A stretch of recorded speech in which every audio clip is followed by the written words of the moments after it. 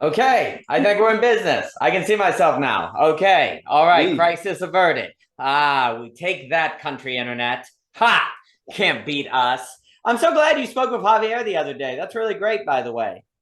Yeah, I mean, I he really got me thinking. I mean, he's really on to something with that, I think, for sure. And Yeah. then the whole net conversation I thought was pretty, in my opinion, the best net conversation to date. Oh, well, I They're really all enjoyed great, it. but like No, I've that really one was enjoyed it. really, Yeah, you were really on something on that net conversation. I well, really, there's so many things that I had to rewind. You just rapid fire. I Um, enjoyed it, and I think, frankly, the notion of thinking of time as timing is kind of a basic concept in a Heideggerian sense. Where you're actually kind of revisit, like, wait a minute, we've been thinking about time in terms of space without even realizing that's been our quote unquote ground, to use that language, and so that reformatting, I think, is very, very helpful. yeah, I mean, I haven't finished the Cadell and Layman Mm, video, but that directly pertains yes, to the net conversation. yes. I was writing up a comment actually for the video, Mm, because uh, like kind of like when you're the under things, literally that something that's the under things, that's the theme yep, in my mind, and that 99% itself, like seeing it as the 99% is the story yep. itself. I think that's And like excellent. that's like the fundamental paradigm shift that I think it seems like his metaphysics of adjacency really just captures beautifully. So, I think so, and I was not familiar with it. I've listened to Layman Pascal. I was not aware of his papers and thoughts of it, so I was extremely grateful for Cadell to have that conversation, because I think it's a piece that very just to have that sort of languaging or mental model of 99% is the new 100%. To think of it, that is just very, very useful. And the paper I ended up doing, which that the modern counter enlightenment stuff is part of, is basically overlaying the metaphysics of adjacency with the science of logic, with Ebert's paper on the sublation of mathematics. And I mentioned to that him in the talk, and I actually think those overlay, and I think all of that fits in the tradition of the AB thinking as opposed to the AA thinking, which then that is all about getting to the ground. What is your ground? What are you thinking out of? And we've just kind of skipped that step, which again, I just think it's so, like, I'm just think it's very important to realize that there's this tradition of thought that was kind of completely overlooked, that I call the modern counter enlightenment, of people that realize this grounding step that was skipped. yeah, I mean, that movement and the way you talk about it in your own thinking absolutely captures, uh, just to use, layman's term, like Yep. that metaphysics of adjacency. I think like that's the beauty of this dimension, is that there's so many ways of approaching it that unlock something Yep. creative. And that to me is just showing how, like, at least for my own thinking with like his metaphysics of adjacency reflects the how thema and theme interact, Yes. and like basically how that interaction essentially shapes and causes the unfolding of the story. Yep. And um I just think it just helps me reaffirm that thinking and other people's thinking that sounds different than mine, completely, but it's still talking about the same thing, if you will. But I like a lot of my questions, because what I've been thinking about, I just don't have the answers to. Like, how do you get the average person? Like, but if we were to start at ground zero, Yep. like I was at dinner with a friend the other night from the wedding, and we both got she has her like master's or PhD in philosophy, and we were just talking about philosophy at the wedding, and then when we were out to dinner, we got a text from a friend saying, "I want to start philosophy. I want to start thinking about thinking, essentially, like, where do I go?" And then when I thought about that, I was just like, there's so much to read, but forgetting there's so many different ways of capturing being, and that where it seems thinking's at currently is capturing being in the most fruitful way, that it almost seems counterproductive in a certain sense to read like the classics, Right. because you might like fall down that rabbit hole, but it might be part of the process of falling Right. down that rabbit hole to get to the that gap, that space of understanding like both sides, the other and the entity itself, kind of thing. So I just was wondering, like, real simple, like, who would you start with reading Oh, yeah. wise, knowing like this is where you are now in your thinking and how it differs from where you started in that like uh process, you know? That's a magnificent question. So a few things, because I can't, so I think what's starting to happen in the internet age is you're starting to get more and more people who are doing their own philosophy, who are encountering one another and going, wait a minute, there's overlap here. The very fact that there's overlap is evidence that there's truth there, right? If you grant me that term. And I think that was actually a useful part of Deleuze's epistemology, where he's going to talk about like overlap as opposed to syllogism. He's like, if you see difference overlap, then there would be reason to think that the overlap is actually something true, because you had people on their own arrive at schemas not knowing one another, and they arrived at similar overlapping conclusions. So that says something. And I think there's something about the internet age that allows an environment that more aligns with this kind of 99 philosophy, as opposed to a completely internal sort of monolithic system that tends to align with a university structure, right? The university structure wants a theory of everything, as opposed to when you start talking about these different philosophies, it's like the schema in which everything unfolds, which sounds like a theory of everything, but actually there's a difference there because it's part of a developmental logic or a storied logic.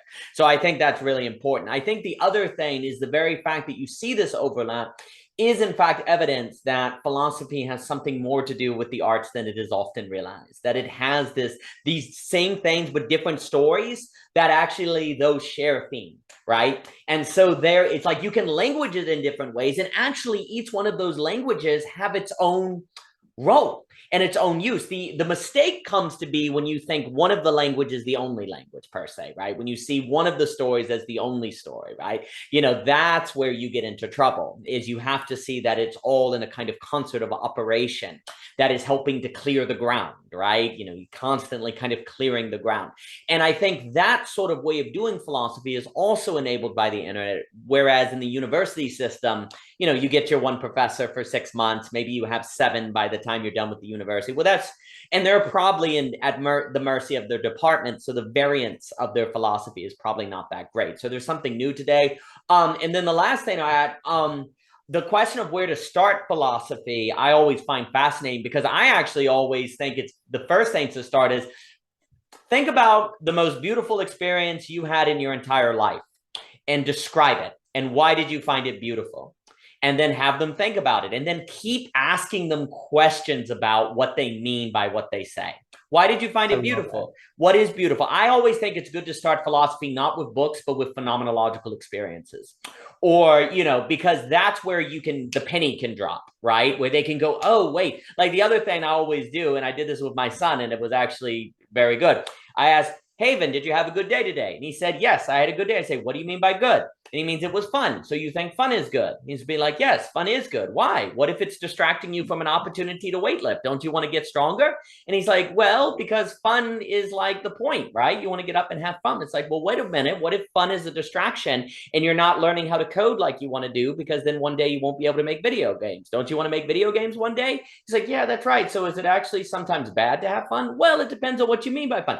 And I've done that exercise a bunch of times with the kids. And what it does is make them realize that the most simple statements on planet Earth actually have 1,000 premises that are embedded in it. And that way, that's when the wonder begins.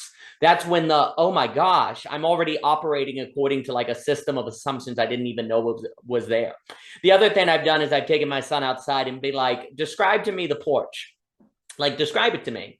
Like, do your best to describe it. He's like, well, it's brown. It's like brown. So try to transfer to me your experience of light brown to me. so that I see light brown like you see it. So I present him to the problem of qualia, right? And so what you do, and that's where then now he asked me to pick him up like a philosophy graphic novel. They have those, like, they make those graphic novels, and yeah, they're very beginner and intro, but it's always like, I want to learn about it. And he's like, I want to learn to read. And he's used all the comic books gradually, these philosophy comic books, to teach himself how to read. So I have found that you start with phenomenological experience and like getting them to describe, or to even go out, like I've taken them on walks and be like in the woods, it'd be like, so how do you, what is nature? So what is this? And I'll be like, the woods. Be like, the woods. So you mean nature? And be like, yeah. He's like, why do you think they talk about human nature versus like nature of the woods? What do you think the difference between those things are? Why do you think using the same word is good? So really basing the introduction of philosophy in phenomenological experience, of which then motivates the reading. Because I think when you start with books, then it's almost like the danger of not getting to the ground, right? Because what did, Heidegger, and I'll just use Heidegger, and actually Mr. Milliman recently had a pretty good video on the lectures of the basic concepts lecture. But anyway, Heidegger has that part where he says, just because you know the Greek language doesn't mean you think like a Greek. And he's actually like critiquing classics departments, where he's like, all these people think that they know the classics because they know the information, but no, no, no, no. They don't have the horizon, right? They don't have the wonder. So for me, like, I think it's so important to cultivate the philosophical horizon first and then bring the books. Because if you bring the books, then you can confuse the philosophical horizon with reading the philosophy books. You see what I'm saying? And you see, Oh, yeah. That's kind of the mistake that Heidegger identifies so well, that I myself think is important. Because the funny thing is, in my experience, the people who today I consider the most philosophically attuned and skilled and well-versed, funny enough, very few of them actually started reading philosophy. They were into stories, they were into art, they were into taking walks, and it's clear to me that the people of whom philosophy is much deeper than just a major are people that discovered the horizon outside of philosophy departments somehow. Now, how they did that, I think, is individual. And I'm not saying that reading the books is bad, but it does seem to me as if the cultivation of that horizon, as I'm calling it, is primary. And that's what I start with. And I find that's good with the kids, at least. I love that take. I mean, that makes so much sense. Think about what's beautiful and then act accordingly. Yes. And like, if you want to clarify your actions, that's when you turn to philosophy. That's great. Oh yeah, because when you say, for example, it's like, well, start by doing what you think is beautiful. And they'll be like, what? And you'll be like, well, spend a few days thinking about that. And you right. And they go off and try. And they'll be like, come back in 72 hours. And, and then you're just like, so what'd you do? And be like, well, I took a walk. Oh, well, why'd you take a walk? It's like, I don't know. It didn't do anything for me. Oh, it didn't? Why didn't it do something for you? It's like, well, because I have my cell phone. And then you can start expanding. And it's like, well, isn't it interesting how the cell phone makes it so hard to be present?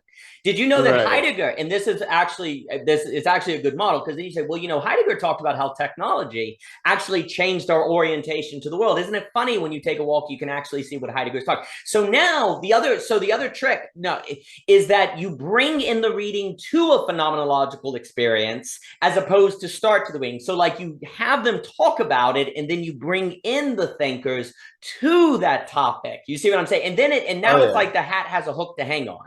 You see what I'm saying? Like now there's somewhere for the hat to hook, as opposed to just starting the books. And it's like, well, I don't even know how this applies, right? Well, guess what? It clearly applies if we can connect it to your walk through the park the other day.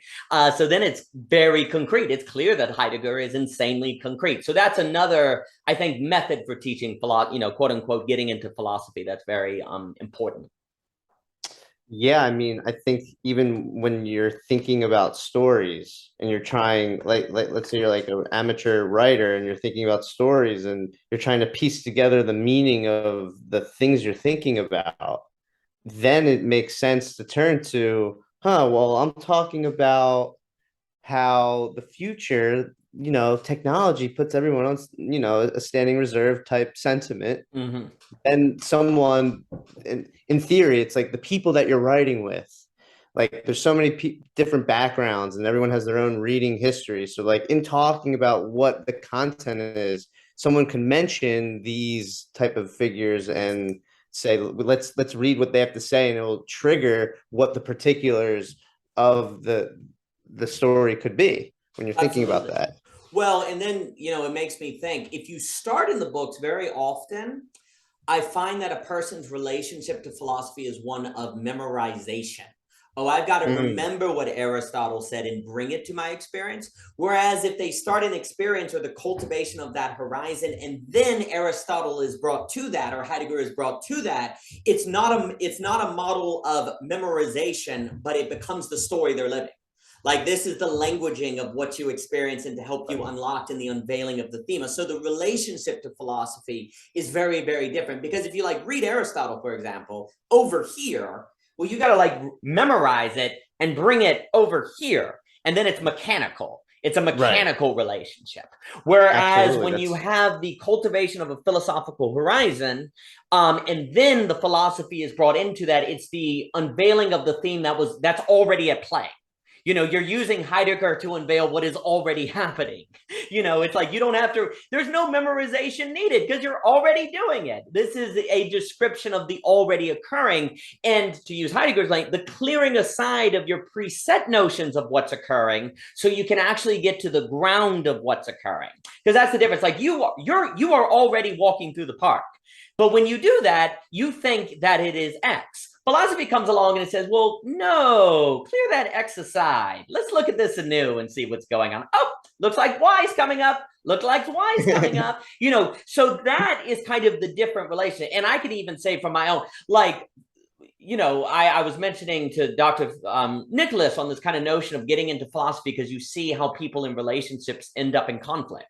Like they end up in fights. Well, how is it possible that people who care about one another do things thinking the other person will receive it as love, and it turns out to cause conflict? How is it even possible? Well, you have to clear aside your notions of how relationships work, and then something will reveal itself. But right there, philosophy then comes to the aid of something already occurring. And that's why you can get why it matters. It's clear that it matters because this thing is already occurring, and you don't know why. You don't understand why it occurs that way. So clearly, no one, and this is why I think the clearing language is correct. No one in that situation intends for the situation to go the way it does, right? They have to, though, be operating according to ideas of which they think is going to make the situation optimal. Otherwise, they wouldn't be doing what they're doing, right? So by definition, there are ideas then which must be cleared aside, right? There has to be, but it is clearly also not evident that the ideas need to be cleared aside, because if it was, the people would be doing it. So the ideas that need to be cleared aside must be ideas that present themselves as not needing to be cleared aside, right? Because otherwise the people would not be falling into them, right? Well, right there, if you take that whole situation seriously, there are some freaking crazy interpersonal dynamics that are going on, mixed with ethics, ideas of love, and ideas of what people are and what's good for them. Well, suddenly, what is the field that has that level of intricacy dealing with all of those different topics to help people feel how to live the good life?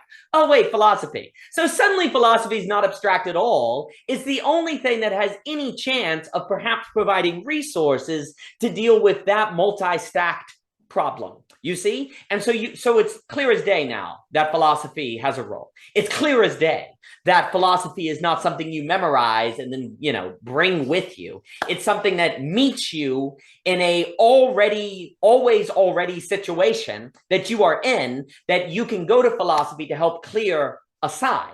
And I definitely think it is a clearing language here because there's a pre-existing. That's kind of the genius of Heidegger. Heidegger really understands that there's an always already. It's here.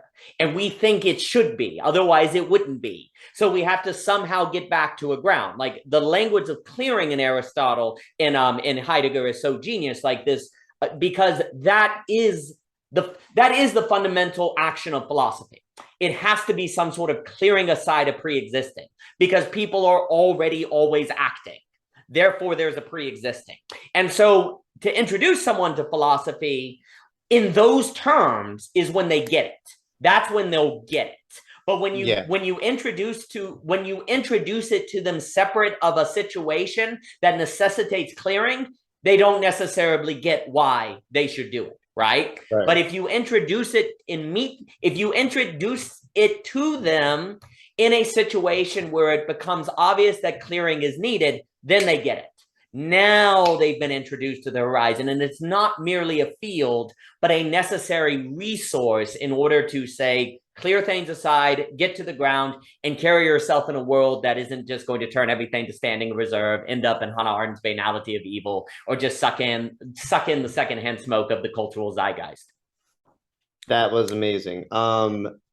So see, from what you're saying, philosophy seems to be almost in between rationalities Yes. in a certain sense. And that in betweenness reminds me of when you talk about non-rationality. Yes. And I, so, okay. We have this dimension that you're outlining, the non-rational dimension that like philosophy actually occupies. Yes. Is what you're saying. So if let's say we were to start with like a classic person to say you start philosophy with is like Augustine, Confessions. I feel like that's one of the first things. Sure. Or like something with Plato, I feel like in the Republic. So if right now thinking is at the non-rational dimension, like it's people are aware of the thinking being there in that dimension. If you don't have that notion before you read Augustine, so like let's say you think about beauty and you think about like a classic notion is like, okay, what's beautiful is good. That's a classic notion. So you want to read who talks about that, and that's like, to me, that's Plato. So you go to Plato, and how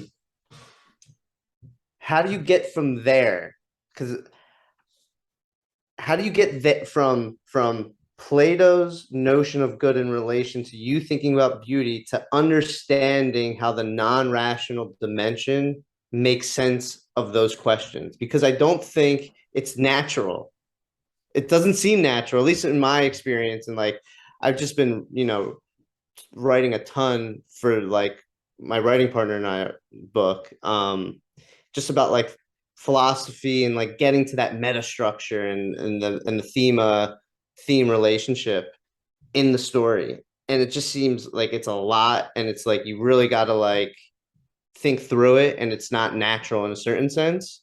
But like, I don't know if that's a fair thing to say. It may be natural, and that we're just starting and programmed to think about it in a certain way based off of how we're raised in our given society. So I'm just curious how, just to boil down my question now, I kind of rambled. How do you get from starting with Plato, responding to the question of what is beautiful, and how do you get to the non-rational dimension and how that dimension explains that question? Or understands that question. That's a magnificent question. So it's so important. I'll just use the examples of Plato and Augustine. So both of them, you see their philosophy is embodied and begins in a non-rational act that cannot be reduced to mere rationality. So for example, Plato through Socrates. Now, of course, there's a debate on if it's Plato through Socrates or Plato reporting on Socrates. But if we take Socrates in many of the dialogues, what is Socrates? He's the guy who acts like he's an idiot. I don't know what you mean by justice. Tell me what justice is. He's willing to humble himself, and he's willing to be the guy who doesn't know anything. And so he's willing to ask fundamental questions, right? That right there is non-rational, because it's very rational in a conversation to establish that you're smarter than the other person, to have game theory dynamics of the strong strategy, right? The dominant strategy, right? It's kind of non-rational in order to carry yourself in the sort of mode that Socrates carries himself, of which makes possible the philosophical insight that then follows from Socrates. Augustine starts the Confessions on his knees in a meditation. He's like, God, I'm going to be honest with you. I have no idea who I'm talking about when I talk about God. And I better actually go through my biography before I get to the meditations on memory and time in chapter 10 and 11, because I need to kind of see the story of how I came to you. Because maybe if I go through my memories, I can find the place where you are, because I don't know who you are. So Augustine starts his philosophy with a non-rational act, which is groping around saying, I cannot rationalize or put into logical terms what God is, so I'm going to do a prayer. The structure of confessions is a prayer. One of the great revelations of classical philosophy is that all philosophy takes place in a certain mode. There is a mode that comes before the rational life, the rational activity, that the mode is hyper important. If you don't pay attention to your mode, your philosophy will suffer for it. And arguably, one of the big things that Socrates critiques is a lot of the sophists who are just using ideas because they don't care about their mode. Their mode is power, their mode is dominance, and they have the wrong mode of philosophy. They, the wrong mode in which they are doing philosophy or rhetoric or different things, right? So you see the same thing as like an Anselm. Everyone jumps straight to the ontological argument. Chapter 1 is basically the opening of a meditation. Very important in a lot of the church fathers, like you mentioned, Augustine. You cannot do contemplation. You cannot enter into contemplation except from meditation. You have to meditate and then contemplate. You actually see that in a lot of classical thought, where they open with a sort of bringing themselves. Like you even see this in the poets. I always reference Dante. Dante first has to put himself in the mode of going, I am lost. I am lost and I have no idea where to go. And then from that place of humility, he's then open to Virgil showing up, the unexpected. So a way to look at the mode, again, I'll use Heidegger's language. There is a clearing. There is Augustine's like, okay, I think I know who you are, God, but I actually don't have a clue. So he clears away his notions of what God is, and he's willing to be experienced something new. Socrates shows up and he's like, I'm going to clear away my idea that I have any idea. So let me just ask you a question, because I'm an idiot. I know I just don't know anything. So he's clearing aside. So he's entering a mode by which to think. Mode is non-rationality. Mode is something that you choose that comes before rational activity that decides the directionality and orientation and construction of your rationality. And basically, you are always already in a mode. You could even think of it as mood, like Heidegger says. You are always already in one. And so the question of getting to non-rationality, you're already in non-rationality. The question is, how do you get to a different non-rationality? And how do you decide the non-rationality that you want to enter into, right? Well, if you understand that all rationality is organized by an idea of truth, and then the rationality comes after that, the question is, what truth do you want to assent to that has the highest likelihood to you of structuring a rationality that is most like what you think the world is like? There's a few problems, though. You don't actually know what the world is fully like. You have to live it to find that out. And two, how do you know what truth to assent to? Well, this is where phenomenology, experience, emotions, relationships, and everything outside of, say, rational logos thought is extremely important, because, say, the experience of beauty cannot be fully captured by rationality. But once you decide to take beauty and make it central to your thinking, then it structures your rationality. You see what occurs? So beauty is non-rational. It doesn't mean irrational, but something of which cannot be reduced to pure rationality, that then if you choose, here's the thing about non-rationality. Ultimately, non-rationality is a choice. You choose to make beauty central to your rationality. Beauty's not going to force you to make it central to your rationality. You don't ever have to make beauty central to your rationality. You, though, can choose based on your life experience to decide that there's something about beauty that should be central to my thinking.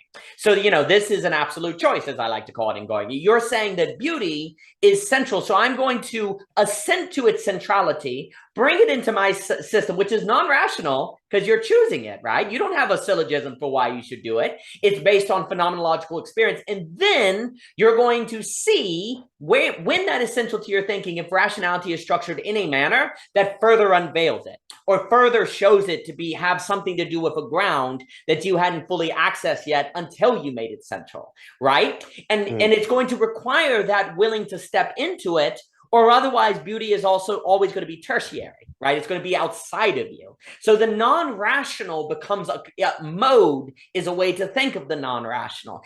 And if you don't, and here's the main thing, and I'll give it back to you, is that if you are unaware that all philosophy takes place within a mode, ergo a truth, ergo a non-rationality, then you will never own the ground of your philosophy. And that's where Heidegger is like, oh my gosh, we've made a huge mistake because we haven't owned the ground of our philosophy, because we have not taken the you could even call it a pre-rational step.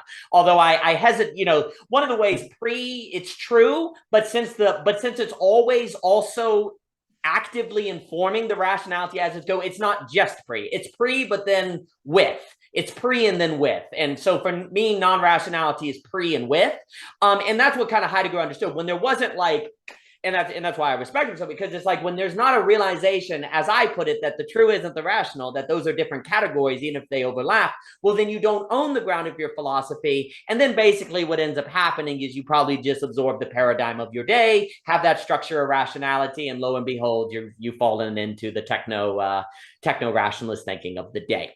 So for me, the revelation, so the main thing I would point out on the early thinkers especially, and I think Augustine and Plato are actually great examples, is that you see in the early thinkers or foundational thinkers an awareness that philosophy takes place in a mode. And you must be aware of the mode that you enter into philosophy. And if you skip that mode, if you don't engage in a certain clearing or a certain bringing yourself to a place, your philosophy is probably not going to be very good. It's probably just going to be a reflection of your paradigm. And I think we see that awareness of mode in those, especially, those two thinkers you brought up are a great example of this. Yeah. Lot to unpack, I feel like, with that. So it seems like you're saying that, well, a few things. First, with regard to the Heidegger and the pre-comment, that's kind of what I was like struggling to communicate to you last time we spoke, how like there's like that precondition to the Dasein in a certain sense, that it seems like he's talking about, but I don't know if he would say that, but I totally see what you're saying. I think it's the fact that we're finite, reflecting on something that's beyond our finitude, and in that sense, it's always a pre. Yes. So it's tricky because that pre is, you could just say that's part of the non-rational space, right? And it seems like there's not a lot of non-rational terms that capture like moments of that non-rational space. And I was talking to Javier about literally making essentially a new dictionary that's trying to capture those moments in the non-rational dimension. That's like what I'm trying to do with like bounce and distance, for example. But I don't even know if that's properly doing that. Regardless, truth shapes your rationality. I love that. So it seems like when you say allow beauty to shape your rationality, to get to that point, when you talk about getting to that point instead of the other way around, that getting to that point seems to be the apathetic subject. Yep. Like, so I wanted to ask you, like, what is the apathetic subject? Because it seems like if you're part of the like secular world, let's say, the apathetic subject is very foreign to you. Yep. And like before, I would say 2 years ago, I had no conception of this. Like, so I'm still trying to understand what it really means to call something apathetic, or what the term apathetic means. So, and then one more question I have from what you're saying. Uh, is rash so it seems like truth is a by moment basis almost. So but with that said, is rationality also a by moment basis? And it seems that like when there's rationality present, there's ipso facto non-rationality present. Right. But does that mean also that non-rationality is a by moment um dimension as well? So the just to clarify my question a little bit, what's interesting about non-rationality, or at least that dimension, is that it seems to capture every possible moment Mm. of rationality, of every possible rationality. Like every rationality is able to fit under like the non-rational in a certain sense. So I'm like treating them as almost yin and yang. Mm. And I don't know if that's a fair treatment. I don't know if it's fair to say that like because it seems like rationality is ascribing to like a particular truth, and it seems like non-rationality is not like um the description of a particular truth or just the playing out of a particular truth. Mm. Um if that makes sense, I can clarify if No, my you're actually asking fantastic. Those are fantastic questions, and the questions you're asking on the relation of the truth and the rational is tremendous and excellent. So a few things. One of the reasons why I hesitate to say the truth, the non-rational is pre-rational, even though I'm kind of okay with it, is because it's similar to the idea that there's always a problem when we talk about time as merely being like past, present, and future, because our understanding of past is always informed by the present and the future. It's like it's all at the same time and yet not. Like past and future are kind of conventions. They're necessary conventions. If I'm going to tell you, I'll see you tomorrow at 5 p.m., we need this to, if tomorrow equals today, we couldn't meet at the diner at 5 p.m. But it's really important to realize that these are, kind of arbitrary conventions. Right. And so the issue is that the true of which organizes the rational is not like it's not like abandoned. It's always informing the rational, what you believe is rational because of what you believe is true. So, for example, if you think it's going to rain today, you think it is true that it is going to rain, right? So it then becomes rational to bring an umbrella.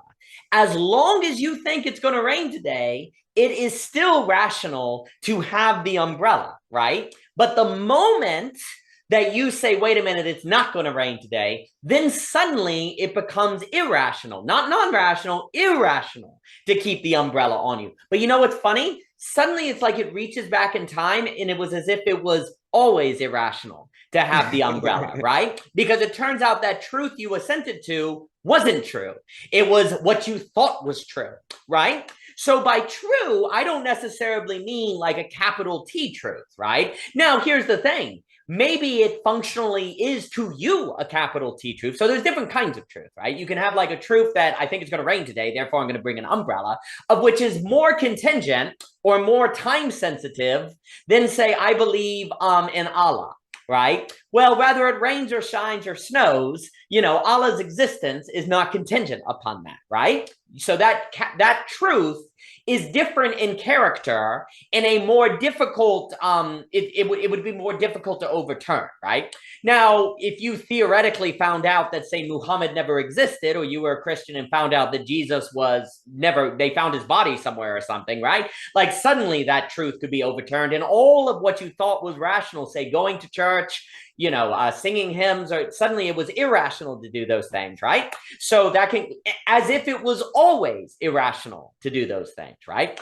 And that's what I call a flip moment in the conflict of mind, is where it like changes the meaning of time.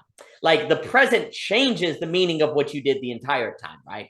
Now, this is very interesting because then it would actually suggest that there's this contingent relationship between truth, rationality, and our current like moment and what we are experiencing, right? Where all of these things can be overturned at the same time, right? Or they can all be sustained at the same time. So there's a fluid relationship between these things based on the specific character of the truth and rationality that we are talking about, right? And someone could even argue that even that example of, say, finding Jesus's body buried under a parking lot somewhere, I know there was that National Geographic thing about that, you could even argue that your Christianity isn't contingent upon that, because you'll always be able to find a way where that's, you rationalize that away, right? So, it depends on who you ask. So it is not necessarily self-evident, but the point is that the function of truth is not the same as the function of rationality. So for example, the weather example is a truth that is based on, you go outside and you see that there are clouds that are dark looking, right? You also feel that the temperature has gone down, and you know that when the temperature goes from hot to cold, that usually means that there's precipitation that's coming, right? So based on those experiences, not logical syllogisms, you then arrive at logical syllogisms, which is, I should bring an umbrella. So an experience that is non-rational then leads to a rationality. But here's the thing, and this is kind of a key quickness that occurs in the paper, The Truism and the Rational. The moment you think that you should bring an umbrella, you experience your experience of the clouds as an act of rationality. That's why it's so quick.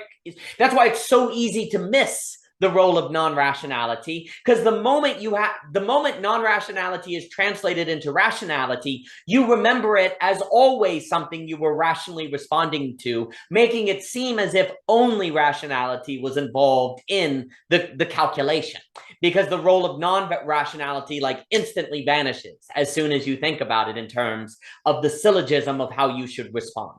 So there's this kind of consuming function that happens quickly. Like the moment you decide that beauty means you should say, join a religion, you actually kind of forget the experience of beauty and only remember it as a variable in your syllogism that made you conclude that you need to join a religion. That's the problem, is you can only remember non-rationality as a thought. And so a thought always strikes you as the material of rationality, therefore concealing the role of non-rationality in the construction of rationality.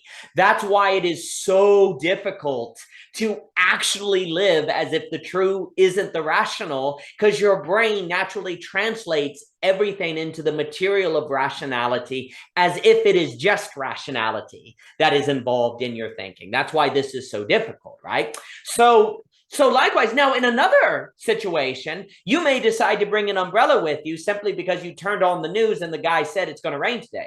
Well, in that example, the information that fed your decision to bring the umbrella is more syllogistic and more just information-based, right? So it would seem more of just a rational calculation if you received your assessment on the weather from the TV and then you took the umbrella, right? Same situation, but the role of non-rationality is lesser or less clear based on how you concluded you thought it was going to rain today, right? You see? And this is where I think Heidegger was smart, because the more technology is involved, the more the role of non-rationality tends to get concealed, because technology tends to have more of our experience be products of information, which are more closely aligned with the material of rationality, which makes it seem like only rationality is ever involved. So it is not by chance that the more your society becomes technological, the harder it is to see the distinction between the true and the rational, because most of the things that inform your ideas of the truth are, say, articles online, things that you read, things you hear from the TV, all of which is information and data, and that seems as if it's just rational material and you lose sight of the non-rational. So Heidegger, I think, was very wise in his realization of the role of technology in concealing the question of ground, because it so quickly makes everything just seem to be a process of rationality, to use my language. So now the other thing is, for example, if you experience beauty and you conclude from that, oh, this means that, say, I experienced this beauty because of psychedelics, therefore it is rational to take psychedelics. The conclusion that it is rational to take psychedelics comes from the experience of beauty, and you decide what that means for you. You decide that experience of beauty organizes a rational activity of taking psychedelics or going to mass, going to some sort of religious experience. So Rational. So to answer your question, rationality is always organized by a truth, but truth doesn't always entail rationality. Okay, so truth can just be experience, emotion, and stuff, but truth so quickly turns into a thought, turns into something you remember, that it's basically impossible. Basically, the experiences of, if you grant me, pure truth are always glimmers. They're always glimpses. They're always quick. They're always like evanescent. And that's the whole philosophy of glimpses book, right? You know, the glimmers things. Like the experiences of pure truth or just kind of raw non-rationality almost always by definition have to be very fast and very fleeting, because immediately thinking leaps in to say what that means. Well, the moment thinking leaps in to say what that means, we've now moved into rationality, and it will seem as if it was always rationality that was at play, because now you've had the flip moment, okay? You know, so you have a pure non-rational experience, which then in about 1 second you go, oh my gosh, what does this mean? Now rationality has eaten it, and now you're going to remember it as if it was always going to be turned into rationality. Therefore, it always was just rationality. And now the glimmer is lost. Now the role of non-rationality is lost. So when you see that relationship between the glimmer of truth translated into rationality and then remembered as ending up as a product of rationality, it becomes very difficult to keep in mind the non-rational foundation that made that entire process possible, because of how memory recalls it as ultimately ending up as a product of rationality. Does that make sense? Oh yeah. So with that, I see two. I completely agree with you. I see two questions that arise from that. So one is, and this ties back to the apathetic. Yes. If you don't start with beauty and you start the other way around, and you're coexisting with people that start with beauty, Yep. that might lead to conflict. One. Two, how do you respect rationality if the truth is a glimmer of change? Like, if like a lot of people, it's like, it seems like, okay, let's say you got group A, group B. Both groups start with beauty in this case, and accordingly, they have a really like dogmatic rationality because they have such a strong relationship to like what they think about beauty. Yep. And their truth, and they're holding on to it tight, and they don't understand that it's a glimmer. And basically that's how there's like the traditional conflict. Now let's say they both understand that it's a glimmer and they don't care, and basically the rationalities are truth itself at that point. So it's like, how do you get someone that's already in that mode, basically, of the truth is the rational, out of it? Like you can't say it with just propositions. Yep. So I asked like 3 questions. I can go back. No, you're asking. I love your questions because you're right on fire. So the thing is, if indeed the truth is always like gone, like eaten by rationality, just like that, then there's always something about rationality that is concealing something. Like it is concealing the truth of what's made it possible. So rationality has a kind of apathetic character, meaning that there is always something not there. Like if you say, oh, that's rational. Well, no, because you're now pointing to a rationality that treats itself as its own grounding. That's not rational, because rationality to be possible requires truth, requires non-rationality. So there's a concealing that occurs in the structure of rationality, that if you don't realize that rationality is always leaving something out, whatever idea you have of it is leaving something out, if you're not aware that it's leaving something out, well, then you're going to have a misunderstanding of how rationality forms itself. You will likely fall into what I call David Hume, Scott, the autonomous rationality, which then leads to trying to Well, you deny the role of truth, and that's where you end up with totalitarianism, basically.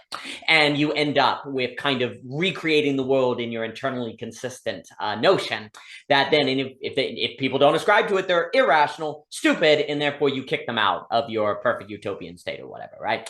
So likewise, if human beings are ultimately always organized by something that is a truth, that the moment you translate into rationality, it must be leaving out its non-rational dimension by definition, then there is always something about the human being that is left out, something that is apophatic. Now, when I say apophatic, I don't mean it in the hard apophatic tradition, which is you literally know nothing about God. Like totally nothing about God. Because I would argue that apophatic tradition, which is kind of rare, but there is some of it, is a contradiction. Because if you can't know God at all, then you can't even know that you can't know God. Like it would be too apophatic, right?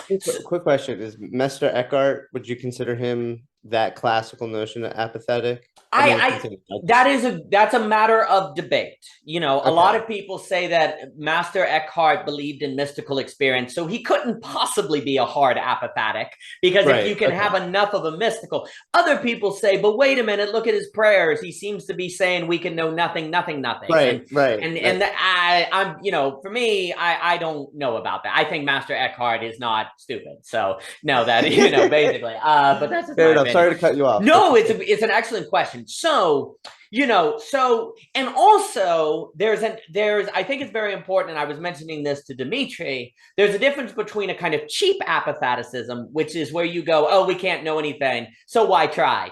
And which is bad. And then there's a kind of costly apatheticism where you work really, really, really hard to get to the place where you've earned we don't know.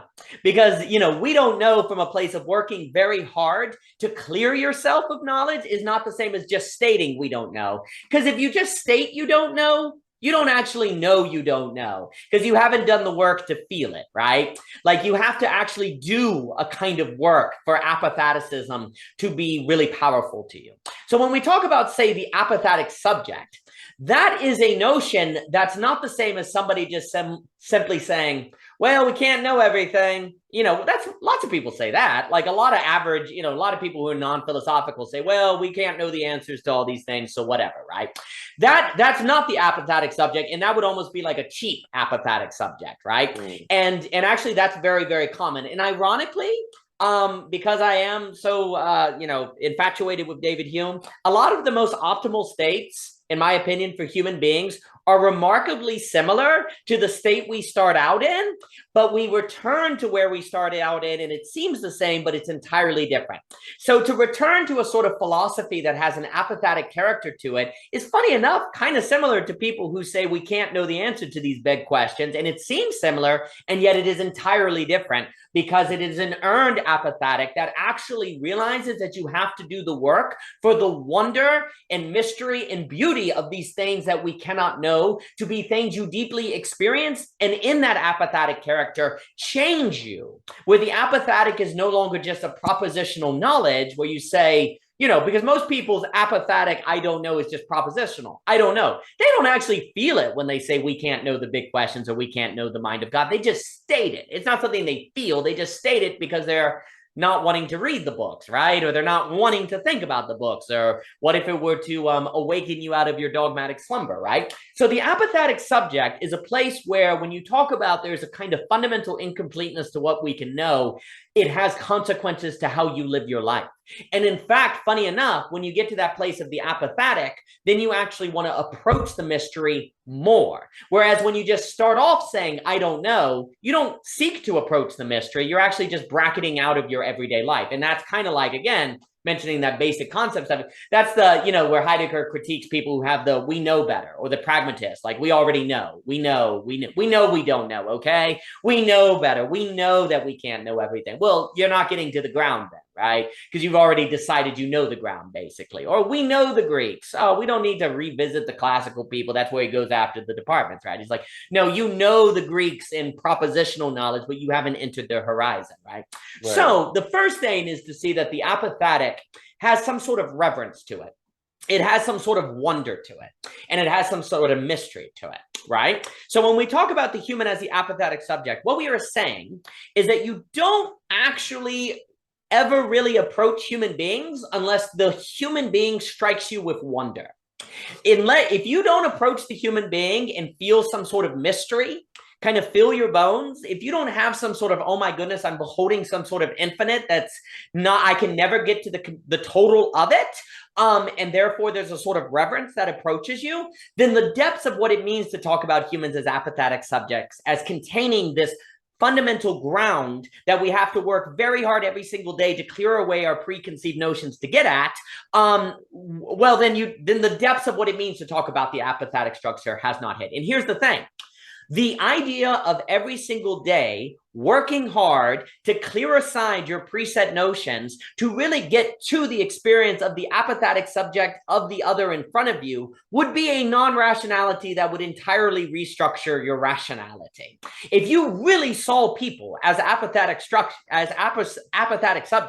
that would be a truth that changed your rationality and how you carried yourself in the world, right? It would make things very, very different.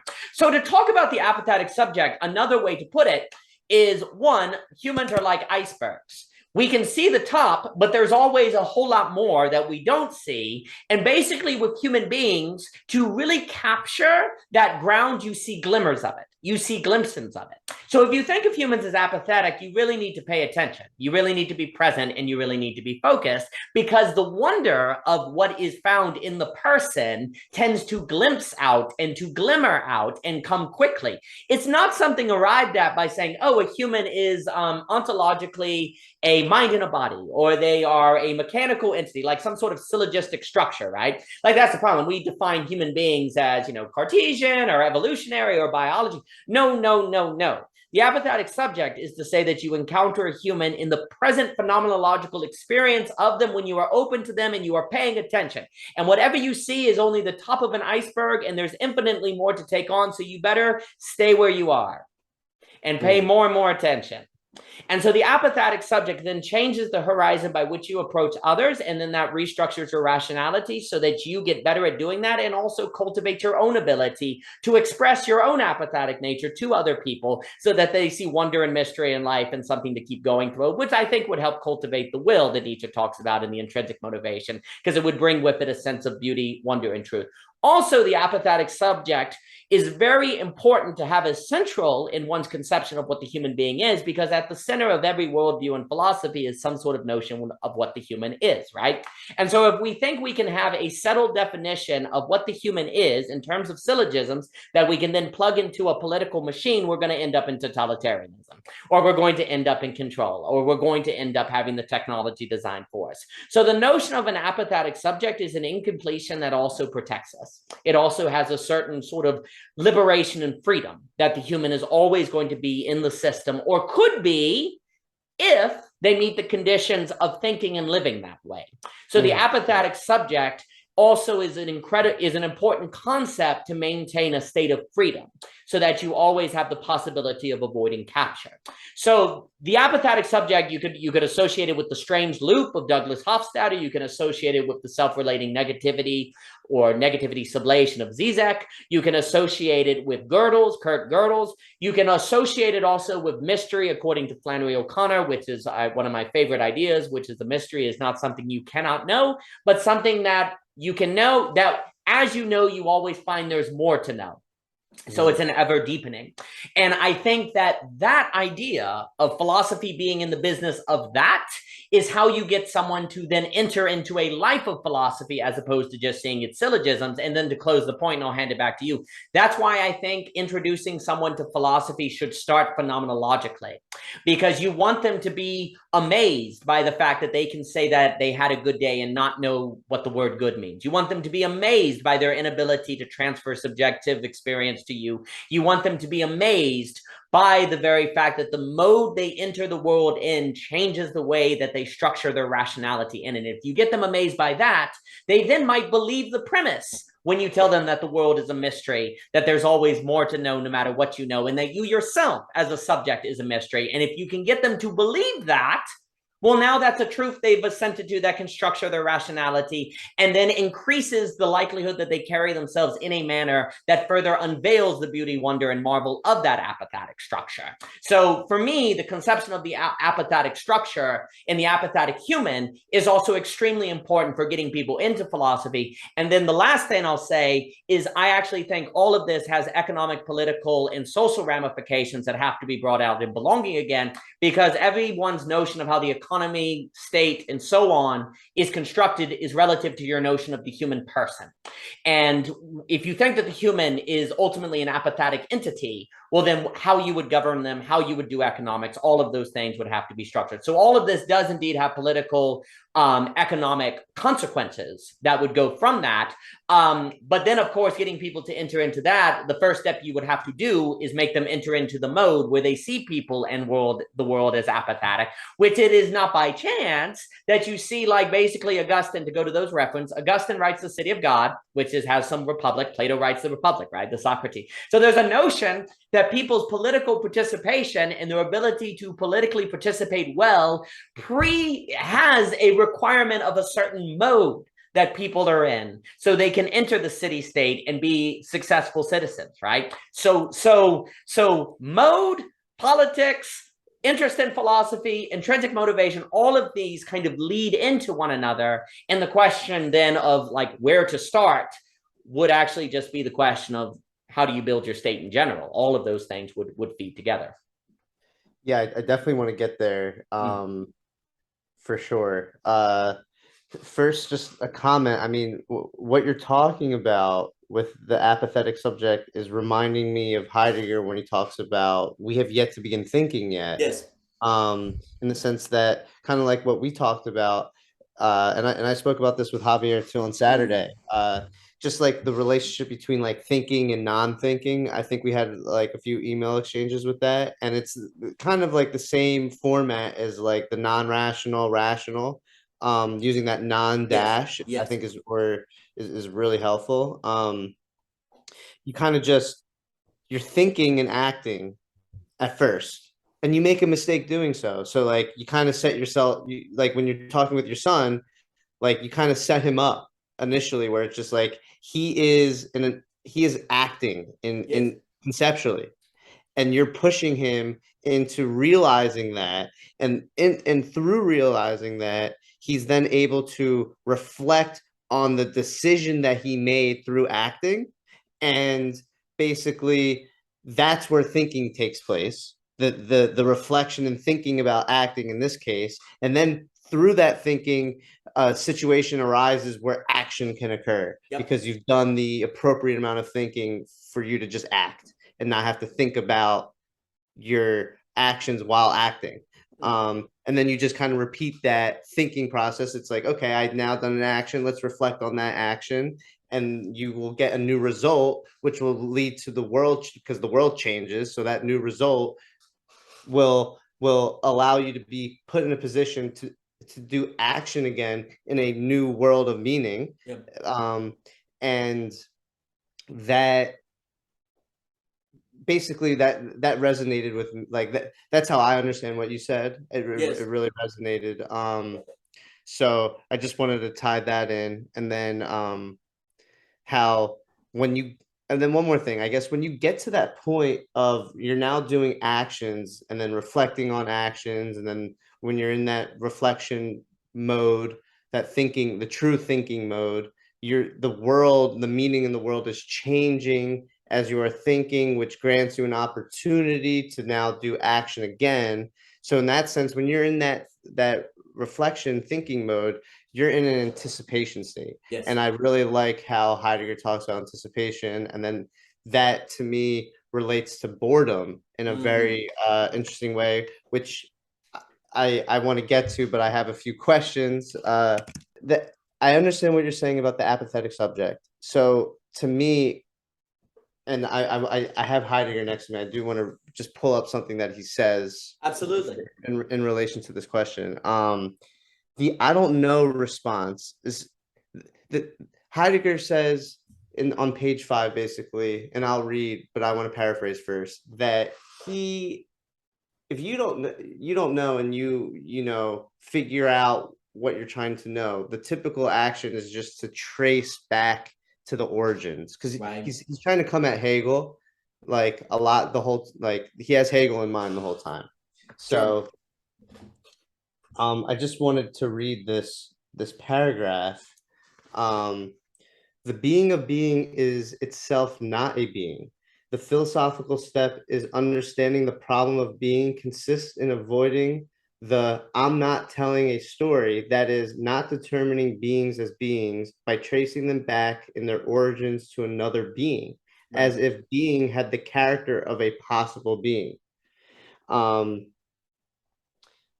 that's really the meat of what I'm getting at. So that when I first read that, that really stuck with me, because for me personally, the telling a story, when he said the telling the story, it's like, all right, I don't think you actually know what a story is, because a story isn't simply just tracing back its origins. Like there's that whole thematic structure, which brings into mind like the temporal aspect of time just being kind of everywhere all at once, and not just like a linear succession of beats to talk in story terms. So my question is, what is the response to, you're at a point where it's like, I don't know. And typically the knee-jerk reaction is to trace back what you don't know to the origin in which you don't know. Right. If that isn't the actual way of figuring out what you don't know, what say you? And then the other question I have, so that's question one. That's excellent. Question two is, yeah, I kind of wanted to, actually, let's just stick with this question, because the other question has to do with the economic and political ramifications, which I feel like might be slightly, it pertains, but I don't want to. Sure, and that, you know, we'll have to have 9 of these, because this is a lot of fun. I really enjoy this. Yeah, sorry if I'm coming. Without saying, because the political, because that we can have 8 on the political one. There we go. That's a magnificent subject, and like I said, like, because that's going to get into, like, honestly, to just point ahead, like that gets into the movement where like capitalism is more individual, communism is more communal, and then if you're talking this, you're talking about self-forgetful as a formation of a political system. You're going to be talking about economics using to price horizon mechanisms. And I'll just point at all those and not go into detail because I'm cruel. But anyway, no, I always find it really interesting that, please. I do want to say, like, in trying to figuring out, like, in answering these questions, the goal in my mind, because I do think storytelling and the way you understand things are one of the same, essentially. What would an economic system actually look like?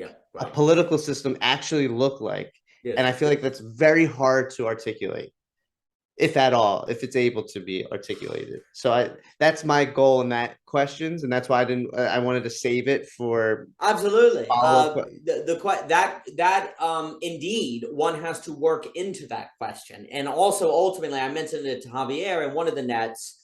You have to go basically issue by issue on that. Yeah, like you would have to go into, okay, what would it look like to have, say, what does the supply chain, what's a particular tax rate, lots of different things, like, because, you know, economics ultimately also reflects theories of motivation. Economics and politics is always embedded together, and then that's always embedded with global interaction and different things. I do think it's beneficial to start at, so like in America, you have, you know, you keep religion and government separate, you know, starting with that notion, because I think, like, I don't want to call you a Hegelian, but it seems you're pretty Hegelian, and in that sense, they can't be separated. That seems to be completely against what Hegel, and I'm guessing where you're going to go with it a little bit. So I think starting at something like a top down notion of, like, just like, almost like in stories, is this a comedy or tragedy? Like, what is this? Is this like a religion, or is this a government? Is it separate? What's going on? What is this entity called? And then let's go down maybe from there. But oh sure. No, there's like the separation of church and state, but then the difference between that and say church and faith. I mean, state and faith. You know, what is faith versus horizon? You know, different things. But anyway, on the question of the origin, because it would actually tie into this. No. It's all excellent. I'm always struck by how the word original also means new, as if like, you know, it's original, as in it's the beginning of an origin or something. And it's also always funny because there's this idea that, oh, I'll know myself if in fact I were to learn where I came from, right? Well, there's a way in which where you came from, what do we mean by where you came from, right? Like as in like biologically passed down by your blood. Oh, I know who I am because I know of my physical composition or different things, right? Or you can sort of say, oh, I came from a farm, so I am a farmer. Right? You see, the problem with doing that is you're actually kind of saying you're not apathetic. You are knowable. It is the possibility of arriving at full knowability of yourself if you could only find your origin, right? And the problem with that, of course, is it can remove it. It is where you are then placing your ground external from you. I found where I came from. I come from Virginia. I am a Virginian. So your ground is Virginia. Actually, right? It's something external where you say, oh, I'm from the Huguenots, French Huguenots. I am therefore a French. Well, your ground then is France. It's kind of external to you, right? Whereas you see what really, if I, you know, and basically I took Heidegger as somewhat critiquing some of the classic departments as thinking, oh, we'll know who we are if we go and study the classics. He's like, no, just because you know your origin does not mean you enter the origin. It makes me, you know, and it doesn't mean it becomes original to you. Knowing an origin doesn't mean you become original. Like it's almost like you can only gain an origin if you become original, right? And original, because there's something funny in Heidegger where he's like, we've never thought. It's like, what the frick do you mean we never thought? It's like, if we were to act it like, you know, it's like, he's basically like, if we were to actually think, then that would be original. It would be the first time we thought, and that would be the beginning of an origin, right? Yeah. So there's something about a ground that is the creation now of an origin. And it is that origin in the present that then constitutes who we are, not behind us, but beneath us, like here, right? The origin is here. This is the origin right now. And the thing is about the apathetic, the reason why that concept is so important is because the apathetic means that if the fundamental human essence is something apathetic, that means it is always something that cannot be externalized to something outside the person because it cannot be quantified because it is always apathetic. It is contained in you, right? It is you now. And so the apathetic, if the human is essentially apathetic, then the human is essentially constituted by something that can only be made original here and now, right now. Like right now. And if you make it original right now, then it kind of reaches it back in time and reaches into the future because the present has that all time at the same time and makes that the origin of which makes you always already the case, right? And so when you have an apophatic subject, then the origin of the human being is always something that cannot be projected outward and therefore quantified, and it therefore cannot be something you existentially escape, right? Because that's one of the reasons we, oh, I'm a Virginian. Oh, don't have to worry about it anymore, right? The mystery is over. There's no mystery. So there's an existential relief that comes to external sources of identity. But if you start saying, no, the human is fundamentally something apathetic, then you can never get existential relief. And it seems like the inability to get existential relief is necessary for encountering the true ground. And if you escape the existential tension, you can't get to the true ground. And it is only in the encounter of the true ground that you can have an origin, because you can only have something original, and the apathetic is the only thing that can always be original because it is never fully captured. Something that is not apathetic can lose the possibility of being original because you can get the whole of it, right? You can complete it. Well, if you can complete it, then it can't be original anymore. In order for human beings to always have the possibility of an original origin, they must be apathetic. It is only in that structure that an ever origin per se is possible, right? And so there's something kind of subconscious, we have a temptation to say, well, let me find my origin. In a way, that's kind of correct. That's kind of a subconscious correct impulse. The problem is we look for that origin in the past, where we've come from, as opposed to here in the encounter, like in the event of now, right? And what that does is make us not, well, encountering the apathetic, because the apathetic is not found in the past. It's found now. I'm not encountering the other. I'm not encountering frankly, the place where philosophy happens, which is the phenomenological present, the phenomenological experience of the present, right? So when you look for the origin in the past, you are not looking for it in the phenomenological, and it cannot be original, and it cannot be a constant originality, because it is not apathetic, and only the apathetic can be a constant originality. So by locating, and the other thing too, is there is a very real sense, if indeed we are a constant becoming, then really who you are is different every moment, right? So if you find out where you came from, how does that necessarily apply to you now? And that information does not calculate what you're currently going into now, right? By all means, if somehow learning that your descendants are a French Huguenot or a Cherokee Indian, or you come from, parts of England, if that's like neat to you, there's nothing inherently wrong to learn that, and maybe that can help you organize your activity. But one must be very careful to keep that from them realizing that they're always becoming, like the danger of, because you're basically saying, if I knew my past, I knew who I am. Well, that's stable state thinking. You're now a stable identity, right? Well, if you're a stable identity, we don't need to think anymore. Like basically that's why stable AA thinking is so problematic, because you don't need to think anymore. You know what things are. You know who you are. Philosophy's over. Philosophy dies, of course. But if you're fundamentally apathetic and changing every single moment, that means every moment you go into is an origin of who you are in that moment. Every moment, everything you move into is an origin of who you are in that moment, right? So there is an origin that is in the present, because you are always becoming in that present. Now, of course, by that logic, who I am right now is different than who I was 5 minutes ago. And maybe the change is so slight that it's not really of note, right?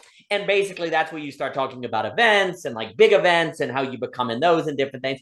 But generally speaking, the logic is always at play, even if it's at a low key, which is that every single moment has an origin principle to it in your very becoming of being someone different in every single moment. And the problem that can happen is if our thinking of origin is too past based, we tend to lose sight of the origin of every moment that is part of the structure of every moment we move into. So to answer your question, in one sense, the impulse is correct to look for an origin. That natural impulse is correct. The problem is that it restricts the origin to a linear line of the past that loses sight of the present phenomenological horizon, and also loses sight how every present moment is a kind of origin. And also it separates the definition of origin from original, which if instead we were to ask questions of, I want to find my originality per se. Well, that's a little different of a question, because originality has a creative process to it. It has an origin, but it's a created origin, right? And so but wait a minute, the only way you create yourself, if we've never thought before, is to clear aside. Creation can only occur from an action of clearing so that the apathetic can shine through, as opposed to building on top of.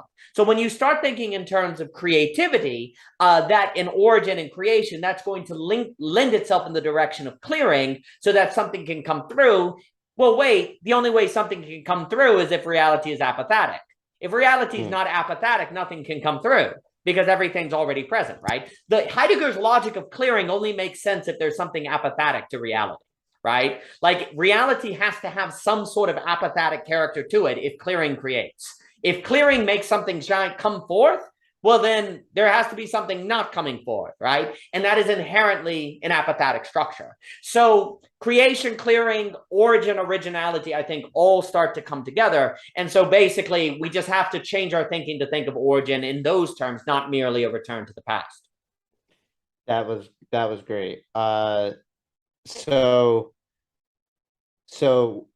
in my mind, if you are, what does engineering your look like? Like, what is engineering your life like if you understand that every moment is the origin and not what's already happened, because that's a completely different and like stance from how you want to design yourself. And I know this is directly getting into ontological design in a lot of ways. So how do you ontologically design yourself when you start from the origin, in a sense, being ahead of you and not behind you? That's my first question to that. And then the second thing is more of a comment.